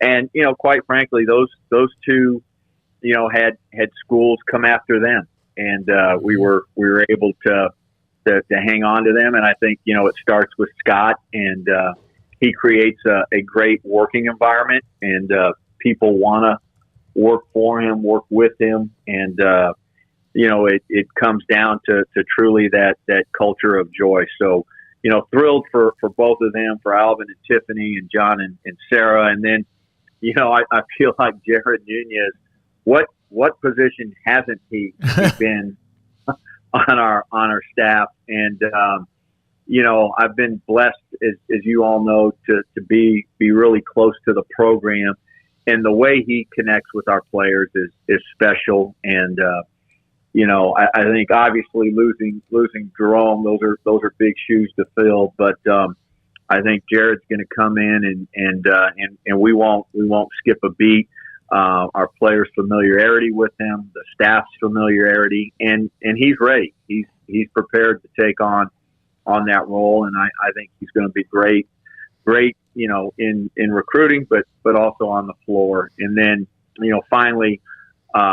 Tweety Carter, who doesn't like Tweety Carter? And I mean that. I've gotten a couple texts from people on this campus in the academic area, and have just texted about how proud they are and how happy that he's returning after a 12-year career in professional basketball. And I know Scott, when all of the dominoes fell, there was not any one other person that he wanted in that player development spot other than Tweety. And so just excited for him and Brittany and their 4 children. And so I think Baylor basketball is in great hands and in a great place moving forward. Yeah, Mac, there are spies that have been to less places than Tweety Carter has. So I'm sure he's thrilled to get back home because I think he told us he was been through 4 passports of stamps in his basketball career. How much easier is it for you as an athletic director when you have a coach like Jerome Tang, who's very deserving and very ready to be a head coach, that leaves and you have a staff that has to replace him, that the head coach can just go, okay, everybody kind of step this direction, this is what we're going to do, and move on, and you don't have this very exhaustive, long interview processes? Yeah, it certainly, helps in terms of uncertainty and transition with your current roster, with prospective recruits. I think it takes away stress from the entire staff in terms of the unknown. And again, I've got such great faith and trust in Scott, and he takes it very, very serious in terms of who we're going to bring into the family and making sure it's a culture of joy fit, and it's a fit with Baylor University and Baylor athletics. And the fact that you had somebody just of such high quality like Tweety Carter out there that knows our program. And I think what's so special about that, he can really speak to our young men about the value of Baylor University, about the value of academics, because he's been here, he's lived it, and he's played for Scott. And so again, as far as an athletic director, Scott and the way he handled all of this certainly makes my job a lot easier. Mac, last week, Dave Aranda was talking about his quarterback competition. And he mentioned both Blake Shapen and also Gary Bohannon going through these leadership courses. And one of our interns who's on the volleyball team, she was telling us about like the opportunity that athletes can have to undergo these leadership courses. Do you have any insight on that? Could you tell us more about that and its involvement with Baylor athletics? Yeah, so, I think, we've talked about our 4 pillars, and one of them is character formation. And we have 5 areas within our character formation programming.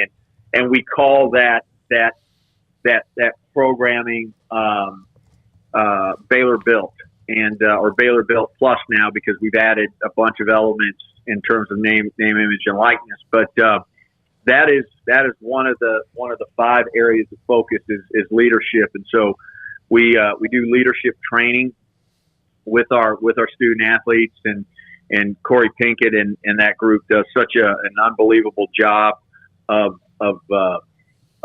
leading our student athletes, through that in challenging them and teaching them. And so it's been a really successful program for us. And again, it's just one of the 5 areas. We focus on, social responsibility and what we would call personal skills and community engagement, and then also job and job placement, career development. And so those are those 5 areas, and the leadership piece has been really, really important for us as an athletic department. And I think our student athletes really, really do value it. Mac, there have been stories in the last week or two, and including today, Nicole Auerbach, theathletic.com, on forecasting the revenue among the Power Fives and what the SEC, of course, they have the new deal with ESPN and no longer CBS in 2024, and forecasting. This is not breaking news, but some of the numbers could be 2-to-1 as far as per team revenue. How sustainable is that? And do you feel like it may be that much of a margin of a gap between the Big Ten, SEC, and the rest? Yeah, that's a really, really interesting question, and I appreciate the question. And obviously I've received some text messages, and just from people, quite frankly, that are worried. And there's no doubt that the SEC and the Big Ten are very well positioned as you think about TV revenues in the future. And the Big Ten will go to market in 2023. And, there's an expectation that will be a very lucrative television agreement, part of their overall television package. Right now the Big 12 is third, and I think that's going to be really, really important in terms of the future, and the Big 12 trying to remain in that third spot. Now, quite frankly, all of the forecasting doesn't take into some things that can happen, when you think about the Big 12 and its TV contract expiring in 2025, the Pac-12 in 2024. All of this is done, I think, with the assumption that there's still only going to be two primary linear partners in the field, meaning ESPN and Fox. And, I think we need to be hopeful, and, at least the people that I talk to believe that there will be some other players in that space. I think you're starting to see, Amazon and Apple TV gain some momentum. And so what does that mean for the Big 12, and how can we potentially capitalize on that? And so, again, I think we've got to be careful about the forecasting, but I think it's a really good warning sign. And, if we truly get to a place where there's that gap, and it's the SEC and the Big Ten and the other three, what does that mean in terms of competitive balance? There's still, only 85, scholarship spots on a football program. That doesn't mean that they're getting any more. There's still only, 15 on women's basketball, 13 men's basketball. There's still a way to be competitive. Do we get into a situation where they're paying head coaches $15 million per year and we can't? That's fine. I'll say this, and I understand and realize it's a really bold statement. Baylor will still be relevant. We will find a way to be relevant, and we will find a way to compete and be relevant nationally. And hey, that may be our challenge. And how do we do that, given we don't have the bank account that the other schools do? And I think it's well known now, what we do with our budget. I think, as compared to some other institutions, it's 50% less. And, we're finding a way, because we've got great people to be competitive, and that's not going to change. Mac, what are your feelings on the Senate, introducing a bill that would seek due process limits to the NCAA investigations and make it so these things don't drag out for 5 and 6 years? Yeah, and so, Paul, I have not had an opportunity to read much about it, but I think it's interesting, and I think it's just a source of frustration. And I think when everybody gets frustrated, right, and they, so to speak, have had enough, they look for a solution. And, here's what I think we all know and understand, that the process that's in place right now needs to be, tweaked, overhauled, however you see it through your lens, but it's taking way too long. And then by the time there's any type of enforcement, is it really relevant still?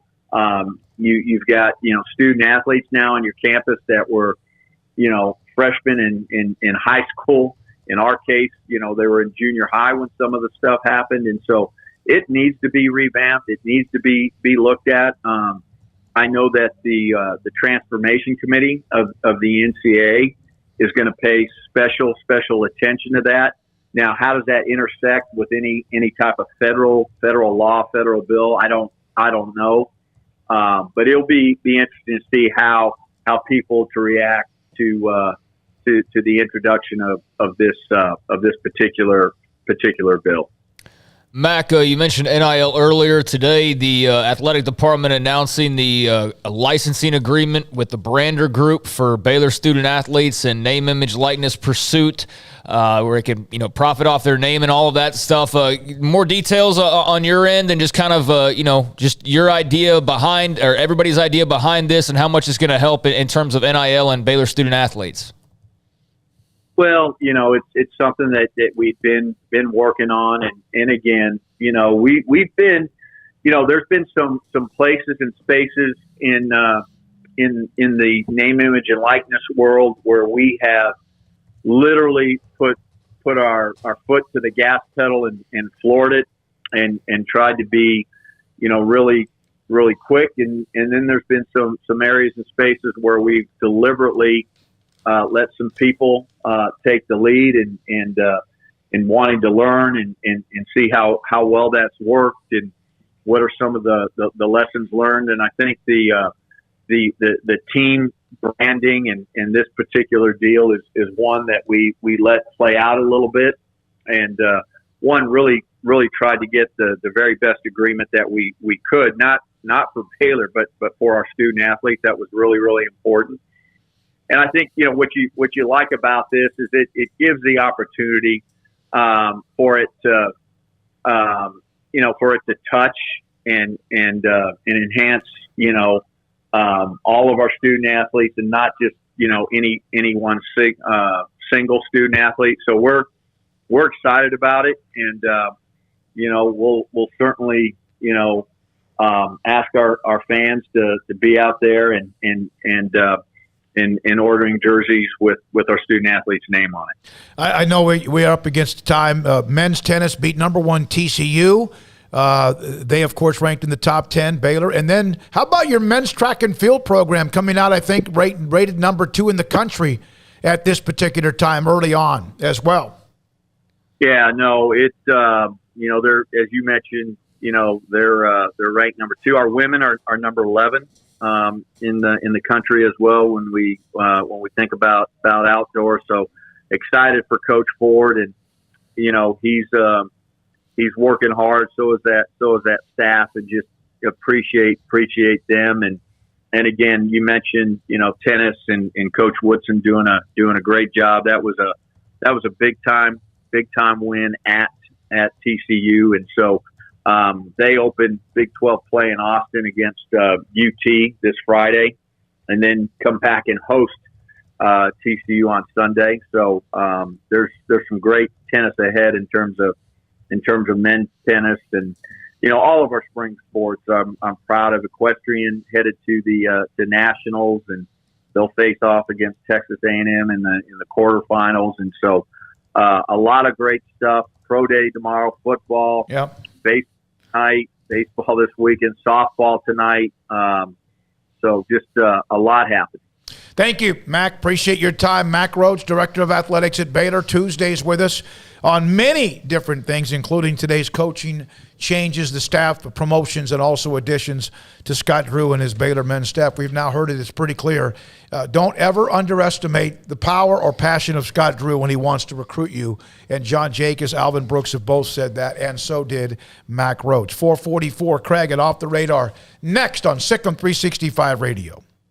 Stonewood Dental, Waco General and Cosmetic Dental Help, surgery, maintenance, whatever you need, family dentistry, smile makeover, sedation dentistry, dental implants, and also different relief that you have. I've mentioned the stories. I've had a top left and bottom right molar that just, man, all of a sudden I bit into something and it was like it shook me to the core, and Dr. Steve Childress took care of it for me. Even during a time in which he would normally not be at the dentist office, he took care of once on a Friday evening for me. And then early on a Friday morning, he actually helped me get in after I just walked in because I was in so much pain, and actually said, You could have even texted me the night before, and I would have been here even earlier to help get you some pain relief. He is amazing.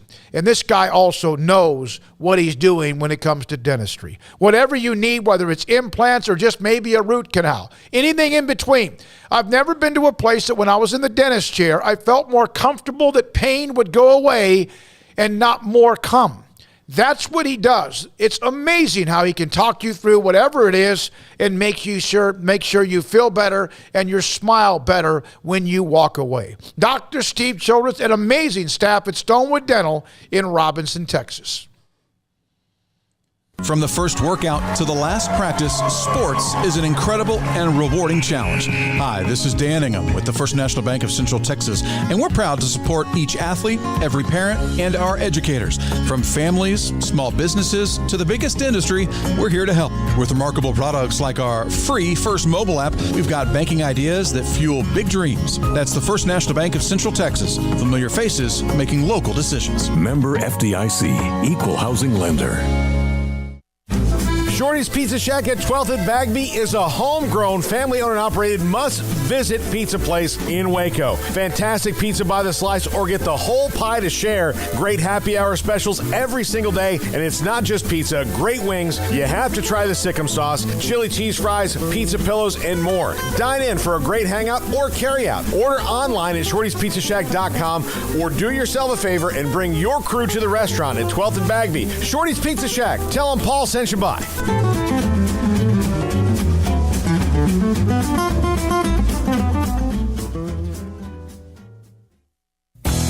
Three Nations Brewing Company has 16 different beers on draft with a new beer every Friday. It also offers 2 air-conditioned tap rooms, a large indoor beer hall, a second-floor mezzanine offering a great overview of the brewing company and equipment and patio where you can relax under the shade. Plus, you can now experience the new Three Nations Beer Garden Grill on our shaded patio with socially distanced seating for your enjoyment. Grab a cold beer and enjoy a bite from our freshly prepared and delicious menu. Street tacos, quesadillas, freshly cooked burgers and dogs and veggie burgers too. State Fair tornado fries, nachos, and so much more, all prepared and cooked on site. So come visit the award-winning Three Nations Brewing Company on East Vandergrift off I-35 in Carrollton. Cars priced right both day and night at Richard Car in Texas. Trucks built for you, red, white, and blue. At Richard Car in Texas. Cars that zoom with lots of room. At Richard Car in Texas. Count on us, a dealer to trust. At Richard Car in Waco, Texas. It's plain and simple. Waco Custom Marketplace is the one-stop shop for what you need for tailgating, from charcoal, cold beer, and wine. And, of course, customize your order with brisket, tri-tip, sausage, wings, smoked pork tenderloin, country-style or pork spare ribs, marinated beef and chicken fajita meat, ground beef and chili, meat, hot dogs, and burgers, buns, seasoning, sauces, chips. There's fresh baked bread and kolaches every day, breakfast sausage links. And you can also customize your favorite cut of steaks from select, choice, or prime, bacon wrap fillets, ribeyes, New York strips, sirloin, T-bone, and porterhouse. Full service butcher shop includes pork, poultry, beef, chicken, and seafood, serving Waco restaurants and families since 1940. Your one-stop shop for beef, pork, poultry, and seafood needs. Waco Custom Marketplace, 425 Lake Air Drive, or WacoCustomMarketplace.com.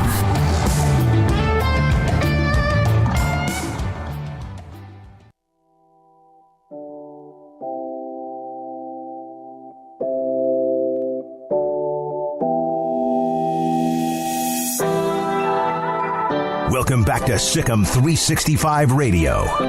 It's time for Craig Smoak's Off the Radar. Brought to you by Pickup Outfitters. Since 1997, we've been outfitting trucks, SUVs, and vans at 220 Lake Air Drive or createacommotion.com. All right, welcome into Off the Radar here on Sikkim 365 Radio, taking a look at some stories outside of college basketball, college football, and let's start off with Jerry Jones. We do talk a lot of Cowboys, but This is not something that we typically ask our Cowboys reporters. I mean, I know we don't go asking David Hellman too often about, all these extracurricular stories like Jerry Jones and his, allegation that he got a woman pregnant and had a kid and hush money and all this other stuff that was going on. Well, this paternity suit was filed. A 25-year-old congressional aide has sparked a claim by Jones that it gets very common. There's like Alexandra Davis, and there's all these different people that are involved in it. But basically, Jerry's calling BS on this. But the girls actually come back out here today and said, no, it's not BS.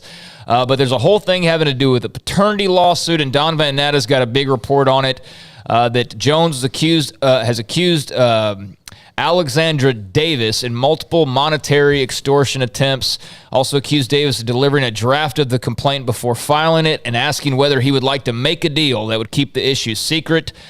So, as he points out, civil lawsuits, you try to make a deal before you go into the whole court system. So I don't know that would be really off limits or what have you. But there was also a March 10th letter sent by Cowboys lawyers to Shy Anderson, the former spouse of Charlotte Anderson, who is Jerry's daughter. Van Natta had this letter and instructs Anderson to preserve documents that would potentially prove a conspiracy among himself and others, potentially including some of his lawyers. Gets into the voyeurism scandal. And, basically this is just turning into a whole, like, he said, she said, they did. What do you think is going to happen with this? Do you think this just finally goes away, or do you think this is going to drag out and actually be a real problem for Jerry Jones? Well, I don't think Jerry Jones in his life has things that don't go away if he really wants them to. So I'm sure he'll figure a way out of it, and people will forget. I mean, I point you to Robert Kraft getting twisted off in a massage parlor. Nobody really talks about that anymore. So I just did, but Jerry Jones, I mean, he'll come through this. I'll never forget how you said that. Yeah. So. Yeah, but there's a whole thing about how the cheerleader scandal got popped off, and the Andersons' involvement, and all these lawyers, and basically Alexandra Davis, her lawyer, provided a statement to Van Natta. I would challenge Jerry Jones to put up any evidence that anyone demanded any money, period. It's a shame that Jerry Jones wants to further damage his own daughter by now claiming she is extorting him.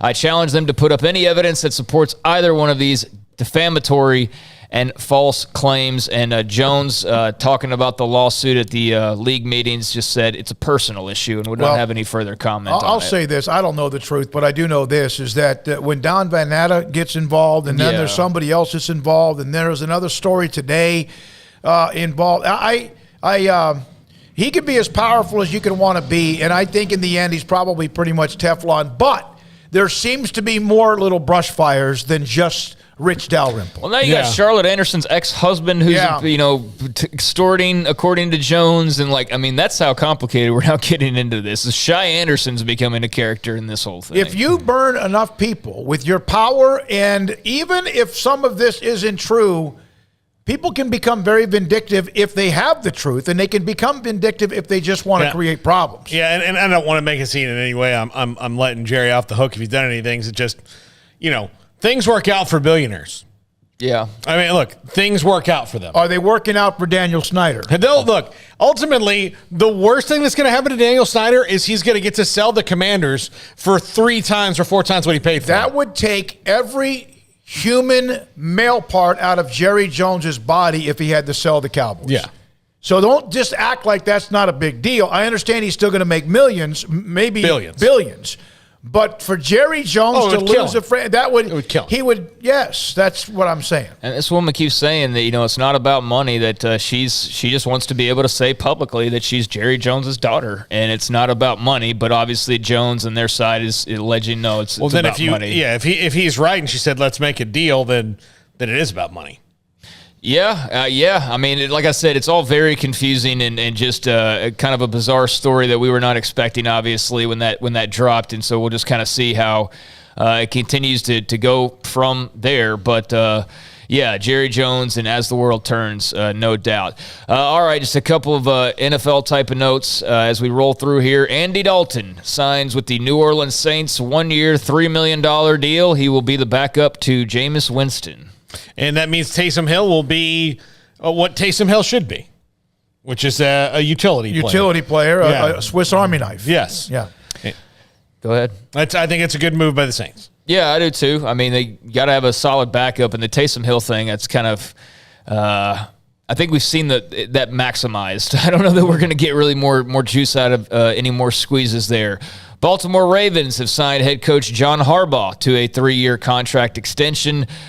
He is, of course, at the NFL league meetings like everybody else right now, so there's a lot of announcements that are coming out of those. This will put him under contract through 2025, and they had an 8-9 season, not the best of Ravens seasons, but there's a lot of reasons to believe that they will be just fine.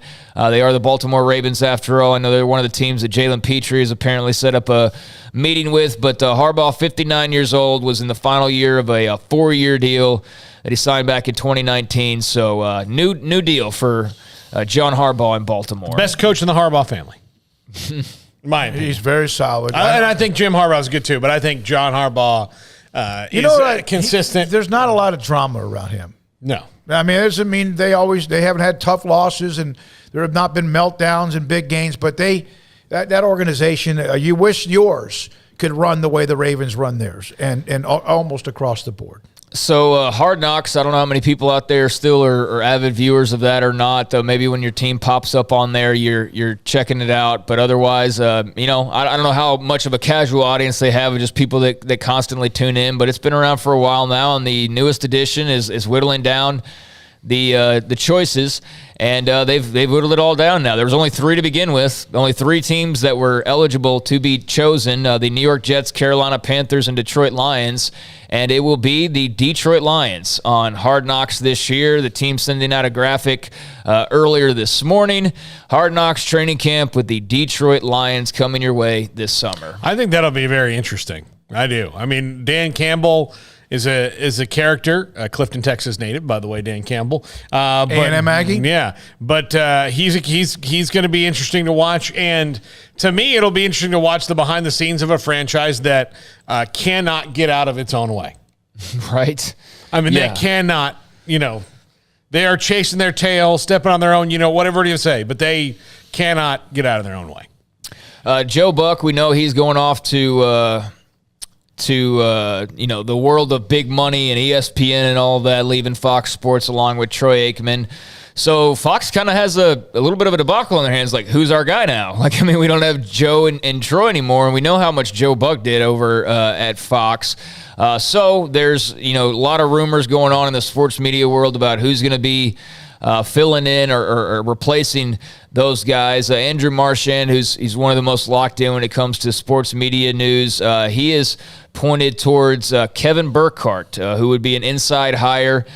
He was the number 2 booth play-by-play man with Greg Olson serving as his color commentator. But according to Marchand, now Burkhardt will be named the number 1 voice on Fox's NFL games. According to the Post, Burkhardt and Fox are finalizing a new long-term contract, according to sources, that will make him the voice of the network's Super Bowl. So basically the number 2 booth is moving up to the number 1 booth with the departure of Joe and Troy Aikman. I think I'd like to see them move Greg Olson up. I kind of enjoy Greg Olson. He's okay. I think maybe he may not be fully ready to be the number 1 guy, but you can try to play that game all you want. It's going to be tough to match everybody else. I'm very curious to see what they do on the World Series. Who is it? I've heard rumors of Joe Davis. Who used to be at Kansas? He used to be at Kansas? Joe Davis, you know him. Yeah, I know Joe Davis. Yeah. He and I were on the same Baylor pregame show. Yeah. Our career, he's now taken over for Vin Scully. So again, the Dodgers, right? Our careers are on the same arc.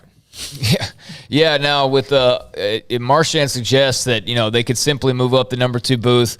Burkhardt looks like he's going to be like that's going to happen. But with the Olsen spot, that's where it could get a little trickier, because if they stumble upon a name that's a bit bigger, that would suddenly be showing interest in color commentating, then, like if John Elway came out and said, like, hey, I want to, you know what I'm saying? Like, I like Burkhardt. I do. But I'm saying for Olsen's spot, for color commentary, if they find somebody that's a bit more star power, perhaps, that, he's suggesting that that's not a concrete thing, but Burkhardt is, and Olsen, if it all just stays chalk, then he will be alongside as a number 1 booth as well. So just a little bit of a sports media update there. Tiger Woods played a practice round at Augusta with his son as the Masters gets ready to get underway. Cannot stop him next week.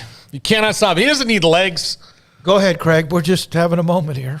All right. You having a moment? Yeah, he was just playing around with the sun. Obviously suffered the big leg injuries in that car crash a year ago. And no idea on whether or not he's planning on trying to play in the Masters or not. But it would be the first time since February of 2021 if, in fact, he were to get out there on the course. But for right now, just playing with the sun and Augusta looming a little over a week away. I don't know if I can sleep the rest of the next few days. I'll be excited. If he tries to try out there and play, I mean, I don't think he's going to play his best round ever. He's not going to do it and embarrass himself. No, he would never do that. But I would think even teeing off competitively again was something after the wreck and all of what you heard and what his legs went through, not to mention everything else. I never thought he would play again. And then, even after all of what he went through back in 08, 9, 10, 11, all that, never thought he would win another major. He won tournaments and then won the Masters. So he, just the fact he's there it's awesome. Is pretty awesome. Just a couple more notes. Albert Pujols, this was yesterday, but signed a one-year deal with the St. Louis Cardinals. He's 42 years old, so old Pujols giving it at least one more season in Major League Baseball. I'm about to be too, so does that mean I can retire? I don't have as much money as him. Right? But he said one more go with the Cardinals, his original team. I think that'll be a nice little farewell tour for him. He was with the Dodgers. Yeah. And I remember he came up in a couple of clutch moments. You could tell. I mean, it's you don't want to see him where you can't see Willie Mays catch a fly ball anymore. Well, now with the universal DH, he's not playing in the field. No, I don't want to see. I guarantee you, he didn't even bring a glove. Right? Yeah. That dude ain't playing a whole lot of field. He's not going to be a pinch runner, that's for sure. No, I haven't seen all of the ratings releases from this past weekend, but I did want to mention St. Peter's and Purdue put up a really healthy number, highest rated Sweet 16 game since 2011, averaging 10.18 million viewers on CBS, which was a bit better than the 2014 matchup with Kentucky and Louisville that had 10.09 million viewers. First time 15 seeds ever reached the Elite Eight, and I was told that we only care about the Blue Bloods, and those are the ones with all the fans and nobody cares. But here was little old St. Peter's highest-rated Sweet 16 game in over 10 years. And all due respect to Purdue, I don't think that they were drawing that crowd all by themselves. So, I think there are a lot of people out there, no matter how much we keep pushing towards the haves and giving them the haves as much as possible and just, casting the have-nots to the side. Good to see the have-not does bring some attention. And, I just wish St. Peter's, we could have seen them go a little bit further. But it was clear that they had about reached their max there by the end. The St. Peter's would have been like Cool Runnings. Yeah. I mean, they would have seriously been the Jamaican bobsled team going to that Final Four. That was, Baycott, what North Carolina did, they didn't score the first 4+ minutes. They did like 2 or 3 times of those stretches of not scoring, and there was men among boys, no question about it. Yeah, so we'll see about all the other ratings. I'll maybe mention that on Thursday or something like that as more of that comes out and becomes finalized, because sometimes they put out the rough viewers and then there's like an addition later on. That's why I don't mention it as much, is because it's not as exact as it once was or as quick as it once was. But, yeah, there's a few notes that are off the radar. Very well done. Oh, Tiger, one more. Tigers at Augusta. Transfer portal announcement. Prince Pines, former Baylor offensive lineman, announced he is headed to Oklahoma State. Announced that last night. So it's a mountain of a man. Yeah, he's a very huge young man, and I know Matt Rule and them liked him when they got him. He was a bit rough, needed to like a piece of clay. You need to mold him a little bit, but. Good for him, staying in the Big 12 and headed to go play for the Cowboys. He, among others, went to Sam Houston State. Eliezer Anderson, among others, went to and won his national championship. And now he's back in the Big 12. When we come back, he was promoted. Today, Alvin Brooks III and, of course, John Jacobs were promoted to associate head coaches together. Tweety Carter, a part of the player development staff. He'll join us tomorrow right off the top of the show. And by the way, Jared Nunez got a huge promotion as well, and he will join us next, Sikkim 365 Radio and 365 Sports. But first, Don Humidor and Coffee Beans in the Townwest Shopping Center off Valley Mills in Waco. And what they have is a 48-foot walk-in humidor loaded with the great brands of cigars from around the world, not just around the United States, the world, from Cohiba to Padron to Ashton to Macanudo to Arturo Fuente, Rocky Patel, my father. Cigars everywhere. Boxes and boxes of cigars. You can get one of this, one of that, a little bit of this, put it in one of those little plastic sleeves and walk out with 4 or 5, or get a box. And then, of course, what you put them in the humidor to light them, cut them with a cutter and lighter or torch lighters, they have those available if you need that as well. If you're looking for a unique gift and you know someone who smokes the cigars, they have them at Don's Humidor and Coffee Beans, plus Vita Dreams, a CBD product that allows you to fall asleep so much easier and also save that extra 30 or 45 minutes of tossing and turning. If you just can't fall asleep, this will help you out. It's Carol, Ashley, and Cheyenne. Tell them Smokey sent you in the Townwood Shopping Center, Don's Humidor, Valley Mills, in Waco. Ram Truck Month is here, and it's all about the championship drive as our hometown teams march towards another exciting championship drive. And so can you in your new vehicle from Allen Samuels Chrysler Dodge Jeep Ram in Waco. Shop for power, performance, and reliability with the brands that bring you what you want to drive. Come in today and see our selection of new 2022 trucks, SUVs, and cars. It's time to take home the trophy from Allen Samuels in Waco. Shop the huge inventory of new car and truck inventory in stock today. Come by. Let's be friends. See dealer for details. All offers have credit requirements.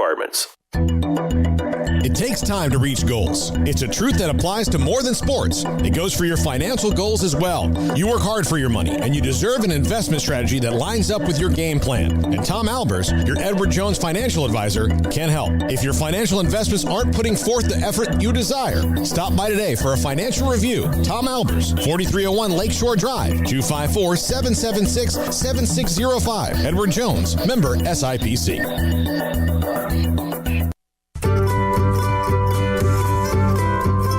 You want to know why Stonewood Dental is so successful? Listen to what happy customers have to say. It's pleasant. It's different than any other dentist office. I really feel like they care.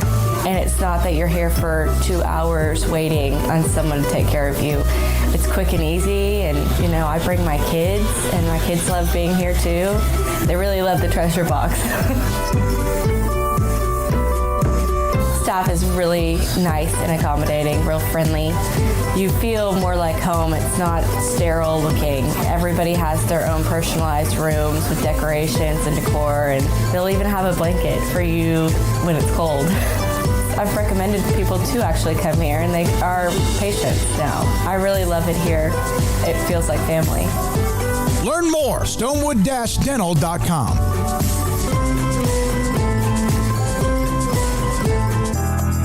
Riverbend Liquor and Wine, Lakeshore Drive at North 19th Street in Waco is a hidden gem. They've got a great selection of spirits, wine, and the most extensive selection of craft beer in Waco in their gorgeous walk-in fridge. And they have an amazing array of high-end bourbons like Pinhook, Weller, Buffalo Trace, Brush Creek, Hotel, Garrison Brothers, Thomas S. Moore, Hooten Young, and Bardstown. Great customer service and a convenient and speedy drive-through window. Riverbend Liquor and Wine. Find out more on Facebook and Instagram.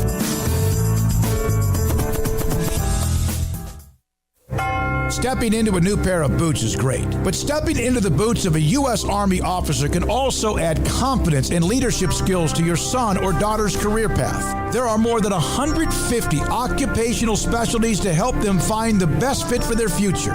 See all the things your son or daughter can achieve in our boots at GoArmy.com. U.S. Army Waco Recruiting Company, 254-598-8131 or 254-776-1543. With so many companies and policies out there, it gets so confusing shopping for insurance, and I never know if I'm getting the policy that's right for me. Luckily, I met the team at the Niche Group Insurance Agency. With the Niche Group, you can go to one company and get access to coverage options from many insurance carriers, and you get to speak to a real person about your specific coverage needs. With the Niche Group, I know I'm getting the right coverage at the right price. If you need insurance, talk to the experts at the Niche Group at 1-800-258-8302. Welcome back to Sikkim 365 Radio. Flagler for three. Yes.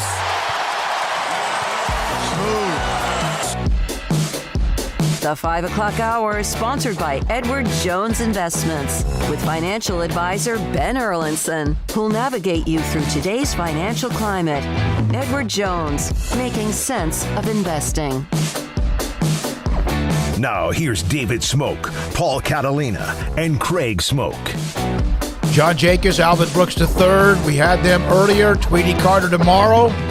Jared Nunez, promoted to assistant coach at Baylor men's basketball by Scott Drew. Jared, we really didn't care about that. We were going to call and find out if you had any new Nike stuff for us, as I've heard that's what everyone thinks about when they call you.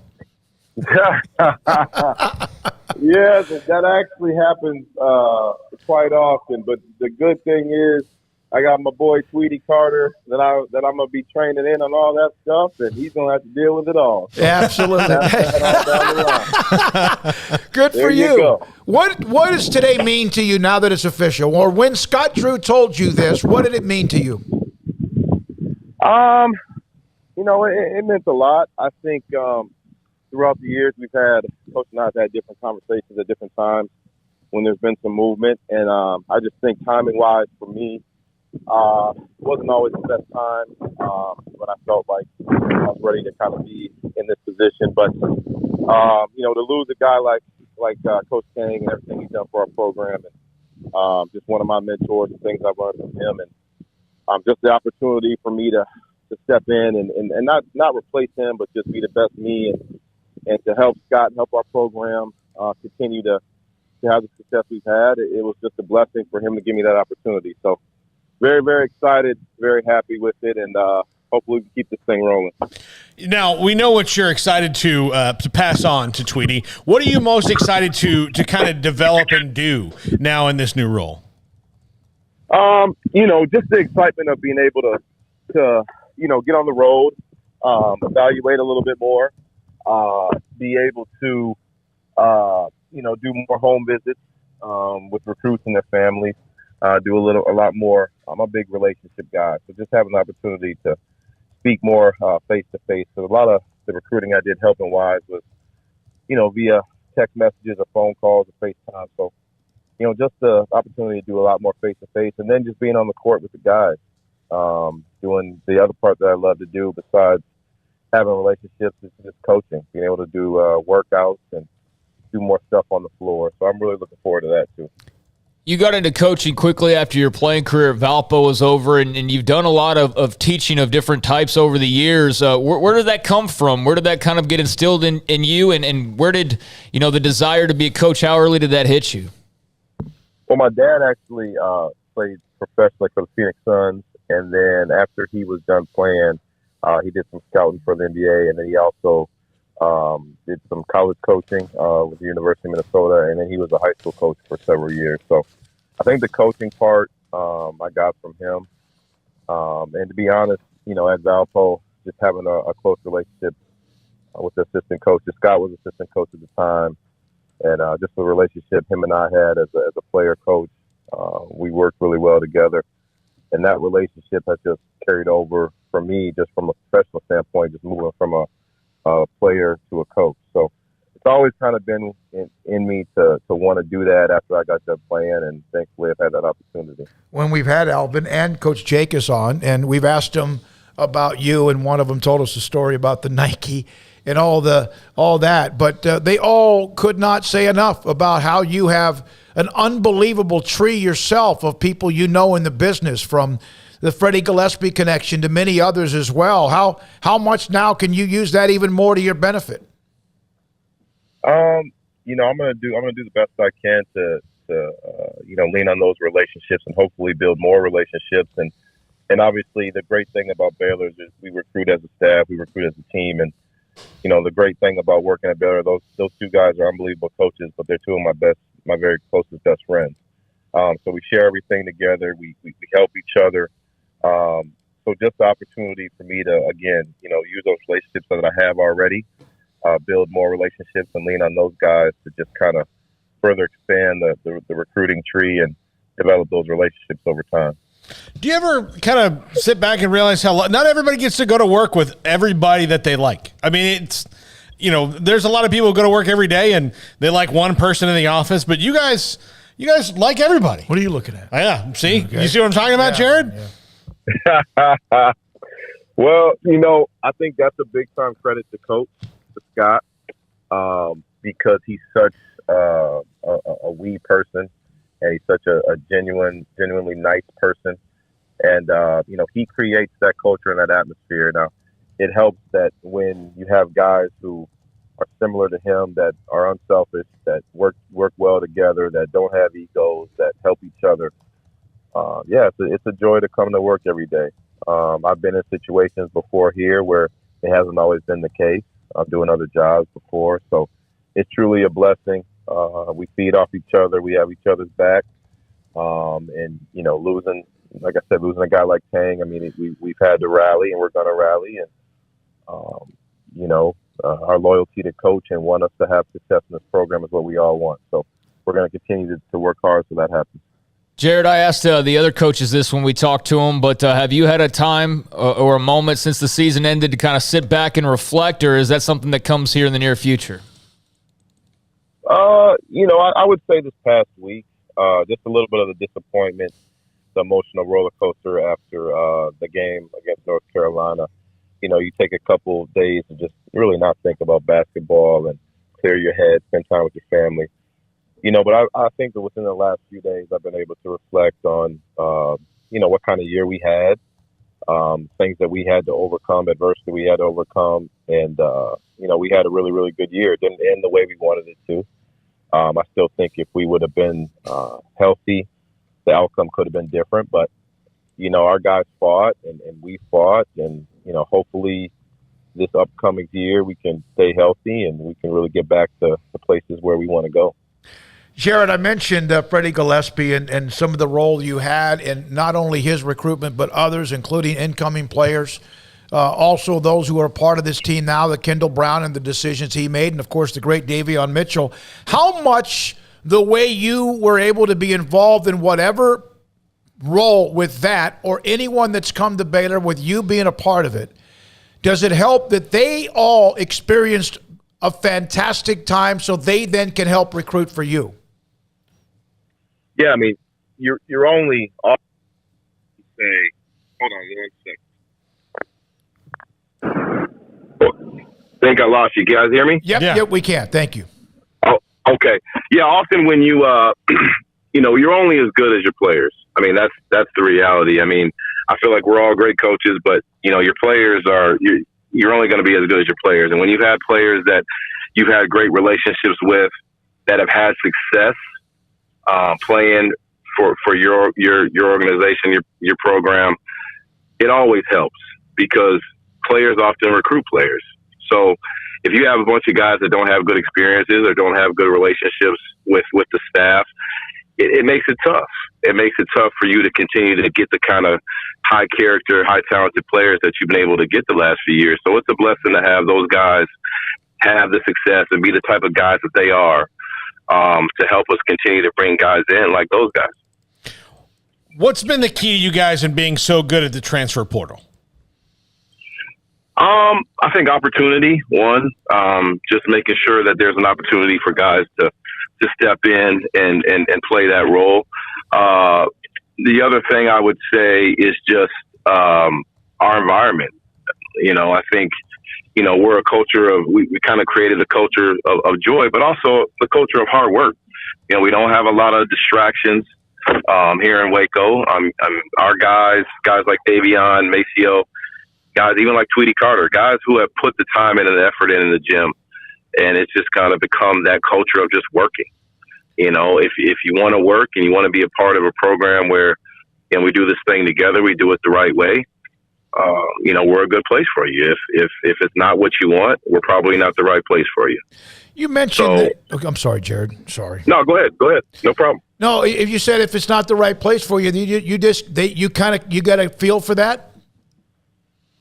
Yeah, I mean, I think the interesting thing about the transfer portal is usually when people are in the portal, they're in there because they're looking for something different, obviously, right? They're looking for a change. So you have an opportunity at that point to really see if they are a fit for you and you are a fit for them, right? You can see what they're looking for, what their character is, what they value, what we value, and you get to see if it's a match. And if it's not, it's okay, but if it is, then usually, that's when you know that you're going to have some success. So I think that's the only benefit, or one of the many benefits of the opportunity to meet new guys, see if. Jared, how important was it, seriously, when Jerome Tang was given the job and earned the job at Kansas State? One of the first things that came to my mind was others on staff and his possible attrition. I asked Mac Rhodes about this, among others. How important was it, and how good was Scott in the long run of keeping this entire thing together? Because it could have been not fractured in a negative way, but fractured because of opportunities. Well, again, and the community of Waco, because it's an amazing place to live. It's an amazing place to raise a family. The support here is great. Obviously, working for a guy like Mac Rhodes is great. But just coach and just being able to work for somebody who is extremely loyal, who gives you a voice, who treats you like you are as valuable as anybody else, who's willing to sacrifice and do the things that a lot of head coaches probably at this point, with all the success that they've had, like Scott has had, isn't willing to do. And it just makes it easier to pass up opportunities that some of us may have gotten in the past, just being able to stay and know that we're working for a man like Scott. How hard was it to handle the Nike account as far as in your role? We started off with that, and how Tweety now has that role, and you're going to have to you could not keep everybody happy, could you? There's not enough of it, is there? Or was there? Yeah. No, him and I, it's funny you said that, because him and I just talked about that today. And Tweety's going to have some new rules for some of the vets coming back. And I can't wait to see how they respond to some of these rules, because he's laying down the hammer on some of these guys. You're going to have to do specific things to get some gear. But no, I actually enjoyed it, to be honest. I mean, it could get a little crazy at times because everybody thinks you have an unlimited supply of stuff. Which is not true. And I told Tweety he's going to have to learn how to say no, and that's hard. But it takes a lot of organization. It takes a lot longer than people would think. But I'm still going to be doing a little bit of it, because I'm going to help him transition. But I am happy to say that Tweety Carter will be handling all of the Nike gear by the middle of the year of 2022. So hey, look, good luck, Tweety. If you're a veteran of this program, Tweety Carter's the godfather now. So Tweety Carter is the guy. Yeah. So absolutely. You got to listen to him. Yeah, you're going to find out pretty quickly, Jared, how many of those former players really, really loved you. And right. All of a sudden, they're not going to be texting you as much, and you're going to go, that's okay with me. Very true. Very true. Oh, my goodness. Funny. Thank you, buddy. Appreciate your time. Congratulations, Jared. What a day with Coach Jacobs and Coach Brooks, you as well. And then tomorrow we get a chance to visit again with Tweety, and what a great opportunity for him and the staff. Thanks for your time. Thank you so much. Sick and Bears. You too. It's Jared Nunez. Oh, we need to take that clip and play it tomorrow when we have Tweety on the show early on. Make sure he heard that correctly. I'll just say that if you're a former Baylor player and Tweety Carter tells you these are the rules, you kind of have to adhere to that, because, and you can see this when you get the chance to see Ode Joy. Kind of none of this really happens without Tweety Carter. No. Like he's the godfather. He's the one, the domino that fell, that kind of opened the door for everything else. So if Tweety Carter says no, When I shared I actually talked to Ashley Hodge on the phone earlier today when I had heard that some of this was going to be happening and they were going to release it in increments, which they did, and that we would have some of the guests. I called Ashley. I said, won't Tweety's relationship with the state of Louisiana be a big deal? And he went, oh, yeah. Yeah, again, there's certain things he can and cannot do in the role he is, but that is still the pipeline that they want to keep opening up. And when Jared Nunez, this is from Ashley on one of the, I guess you could say one of the threads. Freddie Gillespie, Kendall Brown, There's Dane Danger, who was here for a while, and there's a couple other. He didn't. I know that didn't amount to. He didn't get to do much. He had a note of the other players that Coach Nunez was a part of that he brought to Baylor, and it's a really impressive list, a very impressive list. And so he has been his relationship. Just think about Kendall Brown and as well. Kendall Brown, Davion Mitchell, Freddie Gillespie, Dylan Hunter, who's a class of 2022 coming in freshman, and Dane Danger. All right, when we come back, it's 5:25. A couple of things to get to. Which college basketball programs among over 300 had the largest jump from wins a year ago to wins this year? How many of them were a part of the NCAA tournament? That and more. Sikkim 365 Radio, 365 Sports. Baylor University is where lights shine bright. So, let there be light. Let there be roommates and teammates, scholarship and championships. Let there be fresh starts and new traditions, fast friendships and lasting impacts. Let there be laughter. Let there be joy. Let there be light. Baylor University, where lights shine bright. Brad Boozer, Boozer's Jeweler, joins us on Sikkim 365 Radio. I've seen people walk in there. First of all, you have so much to show. Whether necklaces, bracelets, rings. You have the watches. You have numerous great watches as well. You really have pretty much everything, don't you, when it comes to jewelry? That's correct. Kind of a one-stop shop and all. And the fact that we have the 2 jewelers on staff, the repairs we can do, the fixing of your jewelry, and the remaking of any jewelry has really set us apart from anybody else. You want to know why they're successful? Brad Boozer, the owner of Boozer's Jewelers on the corner of Valley Mills and Lake Air in Waco. Texas Farm Bureau Insurance has protected fellow Texans with auto, home, health, and life insurance since 1952. With more than 260,000 square miles of land and 27 million people, that's a lot to cover. Whether you're wrangling cattle or wrangling kids, we're proud to protect Texans in all Texan ways of life. Stop by and see our agents at one of our 3 McLennan County locations. Coverage and discounts are subject to qualifications and policy terms and may vary by situation. Did you know that 1 out of every 4 men have symptomatic low levels of testosterone and don't even know it? And if you think you're too young to worry about it, guess again. Low T levels can make you feel tired and grumpy, cause weight gain, and wreak havoc on your sexual desire and performance. Petty Clinic Low T can set up same-day blood screening and results, so if you're tired of being tired, I challenge you to man up and Google search Low T Waco or go online pettycliniclowt.com. It's a private clinic with an atmosphere catering to men.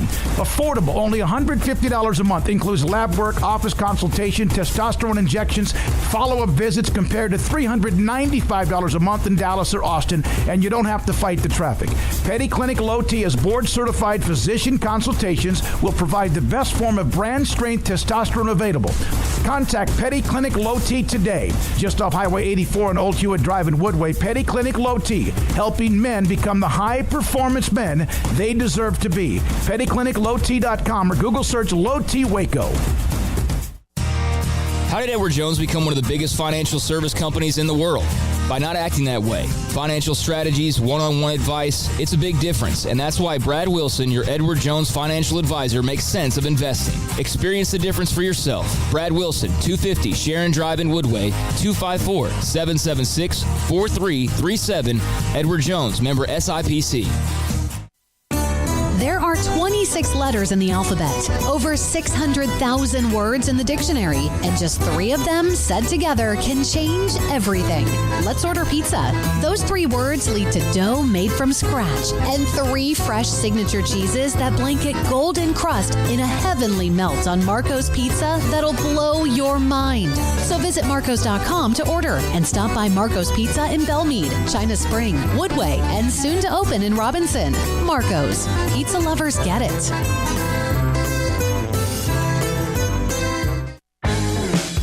Welcome back to Sikkim 365 Radio. It's time for our weekly segment with John McClain of the Houston Chronicle, brought to you by Pioneer Steel and Pipe, where customer service is their main focus, and best in metal, steel, and pipe for large or small projects, with 2 locations in Waco and Bryan. Family owned and operated since 1943. As Mac Rhodes even mentioned during a segment with us, that Baylor's Pro Day is tomorrow. As the NFL scouts, personnel, others, GMs, coaches are combing the country. Of course, the NFL owners' meetings going on as well in Florida. We're now joined by NFL Hall of Fame writer, Houston Chronicle columnist John McClain, Sikkim 365 Radio and 365 Sports. John, what are your thoughts? They did, I guess they approved the overtime rule, playoff games only. Is that going to solve most of the outrage that we saw with Buffalo, Kansas City? I think it should, and people are wondering why didn't they do it in regular season. Well, the last thing the networks want is to have, say, Sam Darnold and Drew Lock going at it and delaying the network programming on Sunday night for CBS and Fox, because NBC Sunday Night Football comes on and it's Sunday Night America, and that's the highest rated show on television in the fall. So they want to get the 60 Minutes and NCIS LA and NCIS Hawaii and what else they have on CBS and Fox. So I can understand it. Now, only thing I would like them to tweak might be for the next year, say December, when it's coming down to crunch time and every game means so much. Maybe you could have it in for the last 3 games or 5 games, something like that. But this is a step in the right direction. Long overdue. John, what do you think the end game is for some of the things going? I mean, Jerry Jones has some off-the-field stuff going on right now that I'm sure he'll get set out of court, but, I mean, it seems to be worse for Dan Snyder. What's the NFL's end game with Dan Snyder right now? They have an investigation, a continuing investigation. If they don't force Snyder to sell Washington, no owner's got to worry about that. I mean, think of the embarrassment he's brought to the NFL. He's let one of the best, most storied, successful franchise with a long waiting list for tickets become one in which the stadium on game days is like a mausoleum, and it's almost every month some new charge comes out about sexual misconduct. If they don't force him to sell, I don't think they're going to force anybody to sell, even Stephen Ross. And they announced the same investigator doing both. And she and her staff will have their hands full. And Jerry Jones, of course, has got his own hands full. That latest story in ESPN by their top investigative guy, Don Van Natta, came out yesterday. It was hard for me to tell, the players without the program, so to speak. Yeah. There were so many names that he disclosed, and I was really surprised because the original story about the cheerleader escapade, the payola, and Rich Dalrymple, the person that tipped him off, said was a former executive. Well, now he names that guy, and they're trying to bring in Charlotte Jones. Her divorce, the guy she was married to, is being a perpetrator behind all this. So at some point, you would think the league would have an investigation into that. But the difference is Jerry Jones is liked and respected, and he makes a lot of owners a lot of money. Dan Snyder doesn't make them squat. The only thing he makes them is embarrassed to be associated with him. John, I'm glad I'm not the only one that was somewhat confused by that article, just because, like you said, there were a lot of names, and this person said this, and it's Anderson and Davis and Jones and all that. But yeah, it was interesting. It was kind of hard to follow. But I know you had an article that came out on Davis Mills and the Texans keeping their draft options open. What are your thoughts on Davis Mills, John? Well, first of all, Davis Mills is their starting quarterback, and he will be the starting quarterback going into next season. And I think they'll add a quarterback either as an undrafted free agent or at the bottom of the draft. They have 3 6th-round picks in the 7th. They're not going to be drafting a quarterback in a premium round because they're committed to Mills. Now, publicly, they won't be that strong as I just am, because I'll guarantee you, when they have 3rd overall pick or even the 13th overall pick, they want teams to worry that they might draft one of those quarterbacks and say, hey, how about we give you a couple of picks to swap places? I'll guarantee you, and I've told people here, that's what Nick Caserio is trying to do by not coming out and saying, hey, Davis Mills is our guy, but the truth is he is their guy and should be their guy. John, how much now is all of Deshaun Watson no longer anything to do with the Texans, and it's all Cleveland? It's in their hands, and you don't have, and the Texans don't have to deal with that very much, or is that true? Well, I've done the last, 2 days. I've done 11 talk shows and podcasts, and every one of them was about Watson. Okay. And I've done 5 in Cleveland, including NPR, and it's still all about Watson. Now, eventually here, I'm guessing as long as he has those 22 civil suits for sexual assault, misconduct, and harassment, it'll be news here. Somebody leaked one of his depositions that's on the internet, and which I don't think is fair to him. But I hope that his accusers get what they're looking for, either a court case and a verdict or a settlement. Because as I've told people, 14 and a half months, as someone who's won all those lawsuits 3 times, there's some despicable allegations in there. And Watson's got a whole lot of proving to do to people. And first thing he should worry about is the people who've accused him. And that's not going to go away anytime soon. But if I'm the Browns, I'm giving a guy $230 million guarantee. I said, look, I'll do this. I'm going to take all kind of heat, not only from other NFL owners for setting this kind of precedent, but from our fans and our media, and we'll do it. But you got to guarantee us you're going to get this taken care of before training camp. We don't want this to be a distraction every day of the season, and it's going to cost him a lot of money. Yeah, John, I watched the press conference last week, and they didn't answer a lot of questions well. I know that they can't. The one thing that will keep coming up in these things for Deshaun Watson is, why do you have to go to social media to get 22 different massage therapists? It's just weird. Well, it wasn't just 22. His attorney produced 18 that said he was a perfect gentleman. That's 40. And then 2 talked to Sports Illustrated. That's 42. And we'd be stupid to think there were nobody else out there that just haven't come forward because they didn't want their name dragged through the mud. And I don't care what he says, well, it's over a 5-year period. That's still way too many the way he went about it. He should have said when he has regrets, I made mistakes. Yes, I have regrets about my actions. I have regrets. There's a stain on my name. My image has been tarnished. I will work as hard as I can to try to get back my reputation as much as I can. Those are the regrets that I have. But he said I don't have any regrets. He looked terrible. Then when he said he went to Cleveland, didn't have anything to do with the contract, people are like rolling their eyes. Of course, $230 million guaranteed had everything to do with it. John, I think this happened the day after we talked to you. If not, we can just move on to the next question. But what were your thoughts on Tyreek Hill to the Dolphins? I think that Patrick Mahomes makes a lot of players look great. And Tyreek Hill is fast.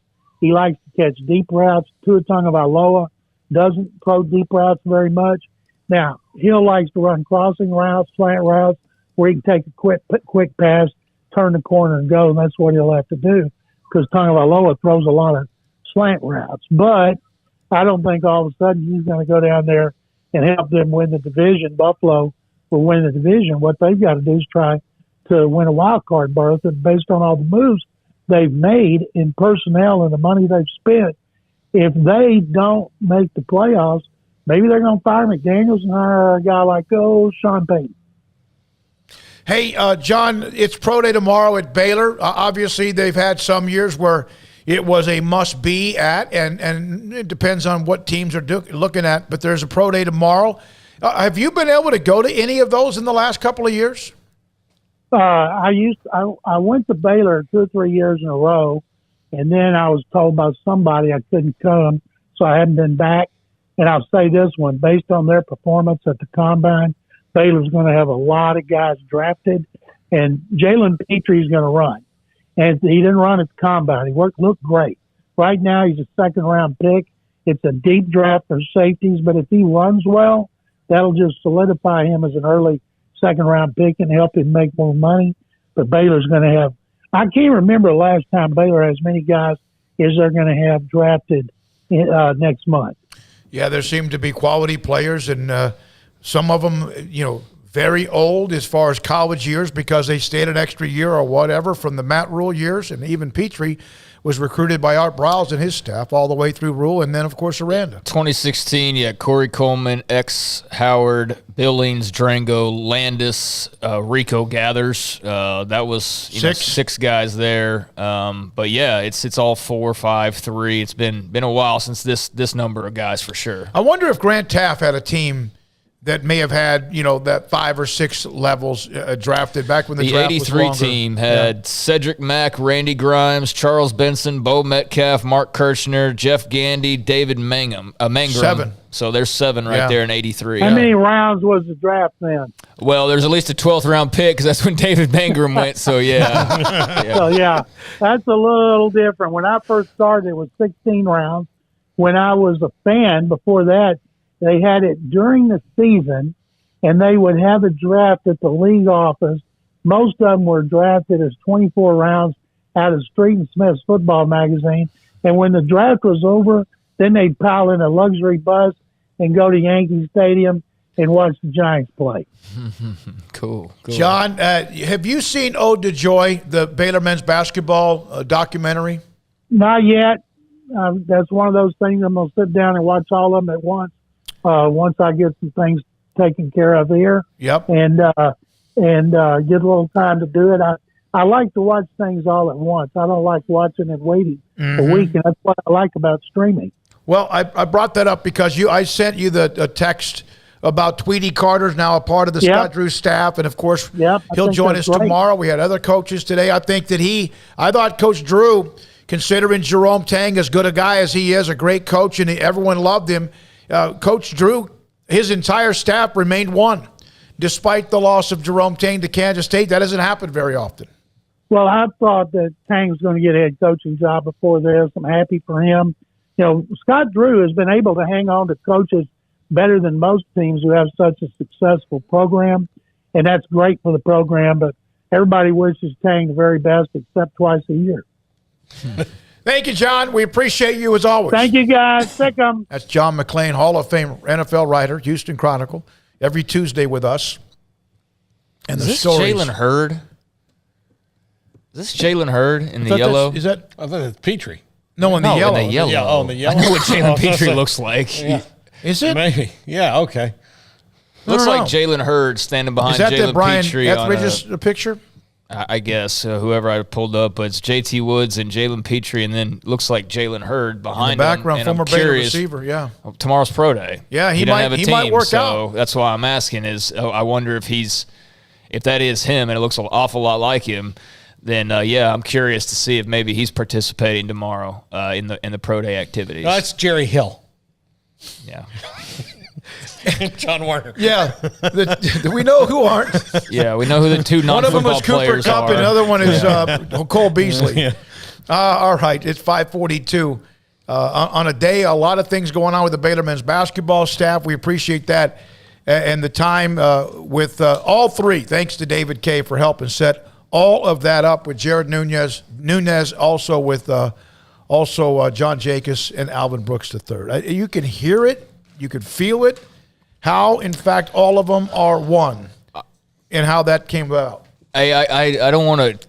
I do want to completely change topics here for a second because there was something in Off the Radar that I did not get to that I would really like to get to because I've been wanting to talk about it for a couple of days. We got so distracted by Will Smith, but rest in peace to Taylor Hawkins of the Foo Fighters. I had that, as my top thing, and I just flip over to different notes, and I forgot to roll back around to that because we were short on time. But that was definitely an Off the Radar, but one that was important enough for me to stop down right here and mention it, that Taylor Hawkins passing over the weekend. Devastating. I'm not even like a major, I know Paul's a huge Foo Fighters fan, but I am Nirvana's my band. I love Nirvana. That's just my wheelhouse growing up.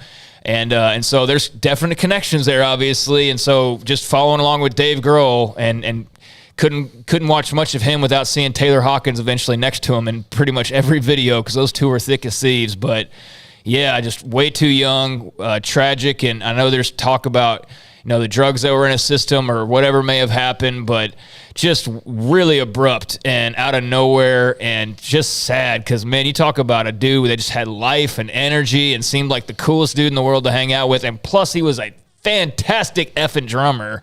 Yeah, rest in peace, Taylor Hawkins. Yeah, I had the opportunity, and they're my favorite band, the Foo Fighters are, and I had the opportunity finally to see them in person. It was one of those things that you work in sports media, and, Foo Fighters seem to come through Texas on October 9th a lot when I'm doing high school football games, and so I never got to see them, and I was really starting to get at me, and then they played on my birthday in Houston a couple years ago, and you guys know I went down to that concert, and Taylor Hawkins was one of the best parts of the concert when you saw a Foo Fighters show because he was such a fantastic drummer, and he's a great singer too. Yeah. They would let him, one of the best parts of the concert is Dave goes and gets on the drums, and Taylor comes down and sings a couple songs. Sometimes they're covers, sometimes they're actual Foo Fighters songs, and but the Foo Fighters are kind of the last great working rock band going right now, and losing Taylor Hawkins is he and Dave Grohl are best friends, and they were very tight. He was very talented, and they just had a movie come out, as a matter of fact, that they did, and so it's kind of heartbreaking for any fans of the Foo Fighters and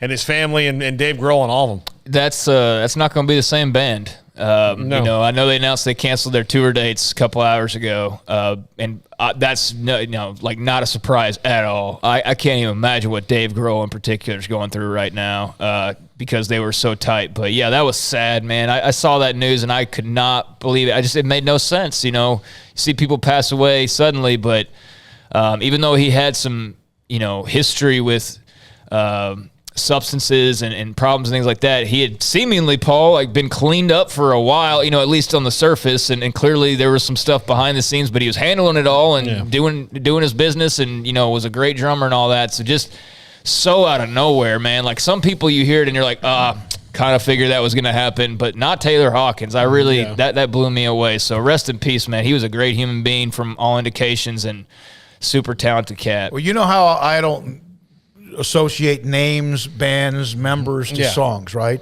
So here's a list, and this doesn't mean it's your list, but this is I think one of them is Billboard, the top 5 or 6 songs. My Hero, Everlong, Learn to Fly, Best of You, All My Life. Which is your favorite? Craig? Paul? On that list, Learn to Fly is probably my favorite one of that. Which we could play. It would be nice. We can't because of copyright to be able to just wrap out. Wheels is probably my favorite Foo Fighters song, but I have a lot. Rope.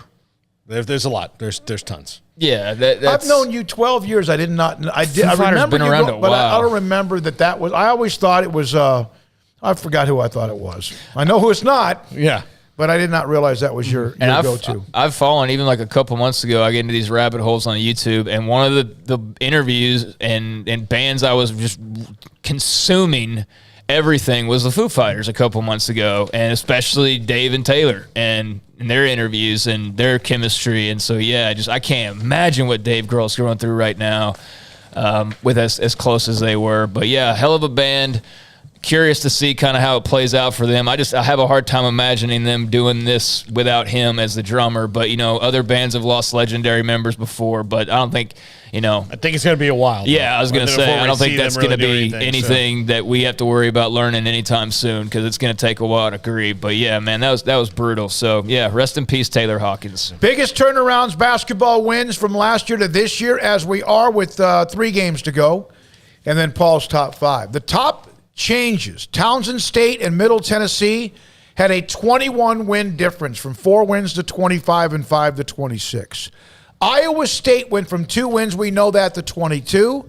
University of North Carolina Wilmington from 7 to 27. How about this? Duke from 13 and 11 last year, they've won 32 games this year. Wake Forest 6 to 25. A&M tied for 7th with Murray State, A&M, Corpus Christi, and Vermont. A&M went from 8 wins to 26. Yeah, and they got about 25 of those in the second half of the season. It feels like after their long losing streak, they went on quite the run. And they're playing tonight in the semifinals of the NIT against Washington State, then St. Bonaventure and Xavier in the other one. Here's a college football realignment note. Conference USA, Marshall, Old Dominion, and Southern Mississippi have reached a resolution that will allow those schools to withdraw as members at the end of this academic year. And Conference USA will move forward with 11 members starting in 2022-2023. Those universities will compete as members of the Sun Belt. So that's now been resolved. Yeah, and you wonder, and I have seen a couple of little snippets of whispers, this and that, about conference, the changes, the American Football Conference, which, of course, Houston, Cincinnati, and also UCF, and with Mike Oresco, I'm not reporting this. I'm just saying you've seen a little bit of smoke about whether or not there are negotiations to allow that to move on. The American Football Conference wants to move on with their new group, and so we'll see how that works out over the next few weeks as well. It is 5:49, and this is Sikkim 365 Radio. 365 Sports, the top 5 is next. At Ideal MRI, we feel blessed to be a part of the Waco community. We're a small family business right here in Central Texas, and our goal is to bring down the cost of healthcare while maintaining high quality. At times like this, the cost of healthcare has never been more important, and unfortunately, significant illnesses and injuries still occur. That's why Ideal MRI is open and here to serve you through the difficult time. We offer premium MRIs just like a hospital with state-of-the-art technology and specialists, but you'll pay less. Sometimes thousands of dollars less, whether you're using insurance or not. At Ideal MRI, we accept most insurance, and there are no hidden costs, even offering financing if that's needed. Everything included in the price, and you'll not get something as a surprise in the mail later on. If you need an MRI, ask your doctor about Ideal MRI. They'll know.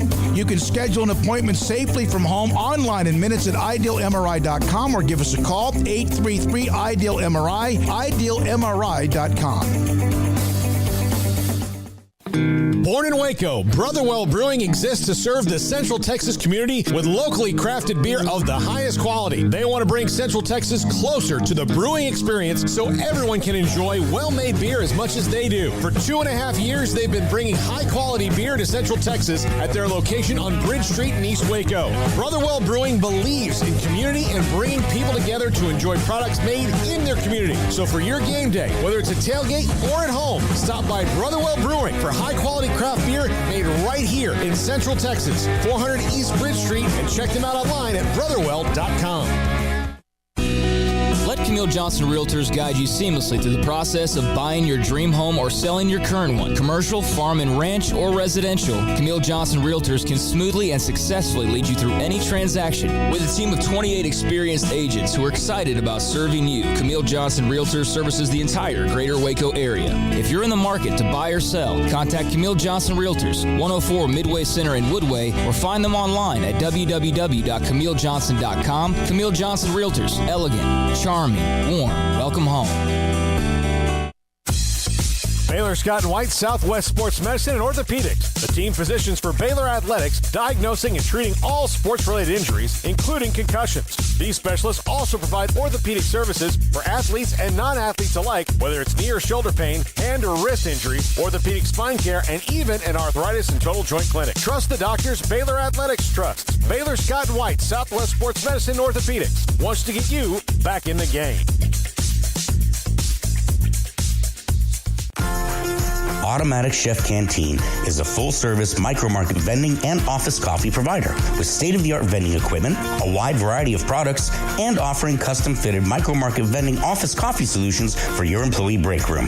You want a full break room solution and a workplace oasis? Well, Automatic Chef Canteen, locally owned and operated for over 50 years in Central Texas, also includes in-house mechanics on call 24/7 for fast, reliable service and maintenance.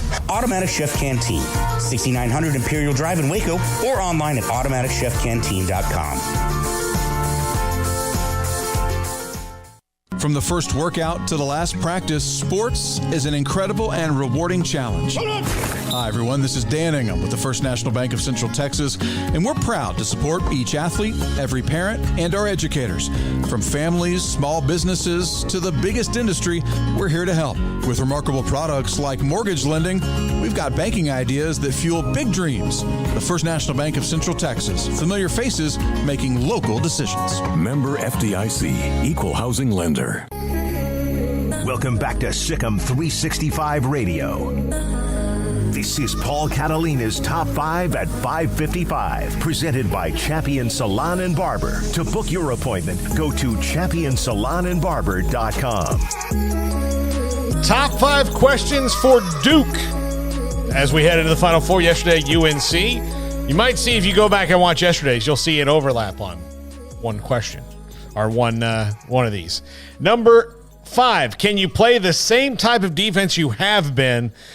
Because look, earlier in the year, when we had Oglesby on earlier in the show, and one of the things he said, Duke, the ACC wasn't playing good out of conference. They weren't playing good defense. They weren't doing all these things. But Duke lately has been playing really good defense, especially given what else they had been doing all year. So can you keep up playing this great defense? You're going to have to against a team in North Carolina that has played better defense in the tournament, but is not built on that because they can't foul a lot. They can't get in foul trouble, so they got to play back a little bit and rely on their scoring. I'm blown away by what I see, not because they don't have the talent. We know. I just thought I want to go back. I'll go all the way back to what I saw when they played Tech, and Tech controlled the tempo of that game, and Duke just kept. They never took that extra 4, 6, 8 point run that Tech used to put you in that headlock, and I just thought Roach and of course Banchero and all, they just were fantastic. And of course what North Carolina did to Baylor up until Manick was ejected is still mind-boggling that they just crushed them. Yeah, Duke's gotten better on defense. Am I correct in saying that one of the problems they were giving Tech was kind of their zone looks there later in the game? Yeah, they changed it up. Tech was, a little slow to adjust to it. They ultimately did, but yeah, I mean, they've changed some things up and just played better. The interesting thing is this is not the same game it was a month ago when they played. I mean, because not only is Duke a different-looking team, but... sorry about that, guys. Yep, I was looking up the highlights of that game. Okay. Yeah. Not only is Duke a different team, but North Carolina clearly is a different team from even when they played that game, even though they won that game. They've just been on a run ever since then. So, yeah, defense has been one of Duke's, big boosts here as of late, and we'll see if they can keep it going. No reason to believe that they can, but, obviously North Carolina's got some athletes too. Big difference in that first game was free throw. North Carolina 19 of 22. Duke was 6 of 8. Across the board, everything else was pretty even as far as percentages, rebounds, turnovers. But that was one of the big differences. Well, they won by 13, and that's 13. That's 13 points right there. Number 5, can you get UNC in foul trouble, which they weren't able to do at Cameron Indoor the last time they played them. Baylor was able to do it, and that's how they were able to get back in that game. But if you can get UNC in foul trouble, then you've got something going. But they've been pretty good at avoiding it for 99% of the year. Yeah, it's pretty amazing because we kept talking about Baylor, the attrition and injuries. And here they ended up playing North Carolina, and one of the first things I noticed is that North Carolina plays with 6 or 7 guys. Not 7. Yeah. I mean, 6 is only because you kind of have to put a guy in for a second. But, yeah, I don't know. Can you get them in foul trouble? We'll see. They're pretty good at not being in foul trouble. Yeah, they are. I mean, I think they're mindful of that, and that's not really a game plan you bank on if you're Duke. Is let's get them in foul. I mean, you just got to go out there and play, and hey, if it falls your way, and especially their big man get in trouble, then that'll be a great thing for Duke. But yeah, I mean that's a question. Can they? Yeah. Number 3, can you overwhelm UNC with depth? Can you wear their 5 out that they're going to play there? Can you run some guys in there? That wasn't the case the last time. It was the case the first time when they won by 20. So, which one is the real one? We'll see it in the Final Four on Saturday. When Duke blew out Carolina back whenever they played earlier by 20, they out-rebounded North Carolina 40-24. 40-24 and shot 58% from the field. So that's something to look back. Just a couple of stats when they've played. But can they overwhelm them with their depth? Duke does seem to have that wave that they can bring in as well. Yeah. Number 2, can you put the Coach K Day debacle behind you? Are you overcome with guilt? You know, do you have that where you're like, oh my God, we ruined that last one for Coach K? You know, is that still in their minds? Are you mature enough to move on and make this a bigger game, which it is? It's a Final Four game. It's much bigger than Coach K's last game at Cameron Indoor. But can you put that behind you? I think you probably can. I think this is kind of nice that you get this opportunity if you're Duke to put that behind you. Yeah, I sure think they can. If they can't, then that's a terrible coaching job. Yeah. I mean, that game doesn't mean anything right now. That game means absolutely nothing other than bragging rights for UNC fans. And, you know, they're never going to, like, change bragging about sending Coach K out a loser at home. So, I mean, you better put it behind you because it's not going to change. It's not going to stop. And, you know, the best answer to anybody who wants to bring up the Coach K finale is to say, well, you know, hey, we still won a national championship at the end of this, and we beat you in the Final Four on the way to doing it. So that's what Duke can do. And yeah, that would put it firmly behind them, I think. And number one, same thing for UNC. Will the rivalry cloud their emotions? You know, do you get too keyed up because it is the biggest rivalry in college basketball and it's in the Final Four for the first time? You've got coaches that can handle it, but I think we might see kind of a sloppy game early because of that on both ends. But I think eventually it'll balance. Yeah, out. this is a team. They've played each other dozens and dozens of times. There's been massive things on the line, but of course this one's different because it's never been in a Final Four. But yeah, I hope that we see North Carolina, who they've been for the last month and a half, and Duke and what we've seen from them the last 3 weeks. Because if that's the case, we might see an incredible basketball game that we talk about forever. I mean, both these teams are used to being talked about. So, I mean, I don't think attention's really going to get to them now. Granted, the magnifying glass is as close as it's probably ever been for this game. I mean, even though others have had a lot of attention. I mean, this one, we've been hyping it up already for like 3 days. You know, I mean, it's already been talked about to death, and we're going to continue to talk about it until the game tips off. So, yeah, I mean, it'll be interesting to see kind of how the outside emotions and attention kind of plays into this. But, you know, I'd be more worried if it was a team or teams that didn't typically receive a lot of it. But these two get plenty of it, so I think that they'll handle it fine. All right, thanks to Armstrong Sims. We have the full throttle over at Baylor's practices. It's winding down with Brian and Jack, Grayson and Colt, Paul Catalina, Craig Smoak. I'm David Smoak. Thanks to all of you today in the chat room on YouTube, 365 Sports, the text line as well. And a nice set of guests we're putting together for tomorrow, and we'll be here for that. Plus, we'll have whatever we see and hear and get from Baylor's Pro Day as well. David Smoak, Sikkim, 365 Radio, 365 Sports. Have a great evening. Thank you, and good night.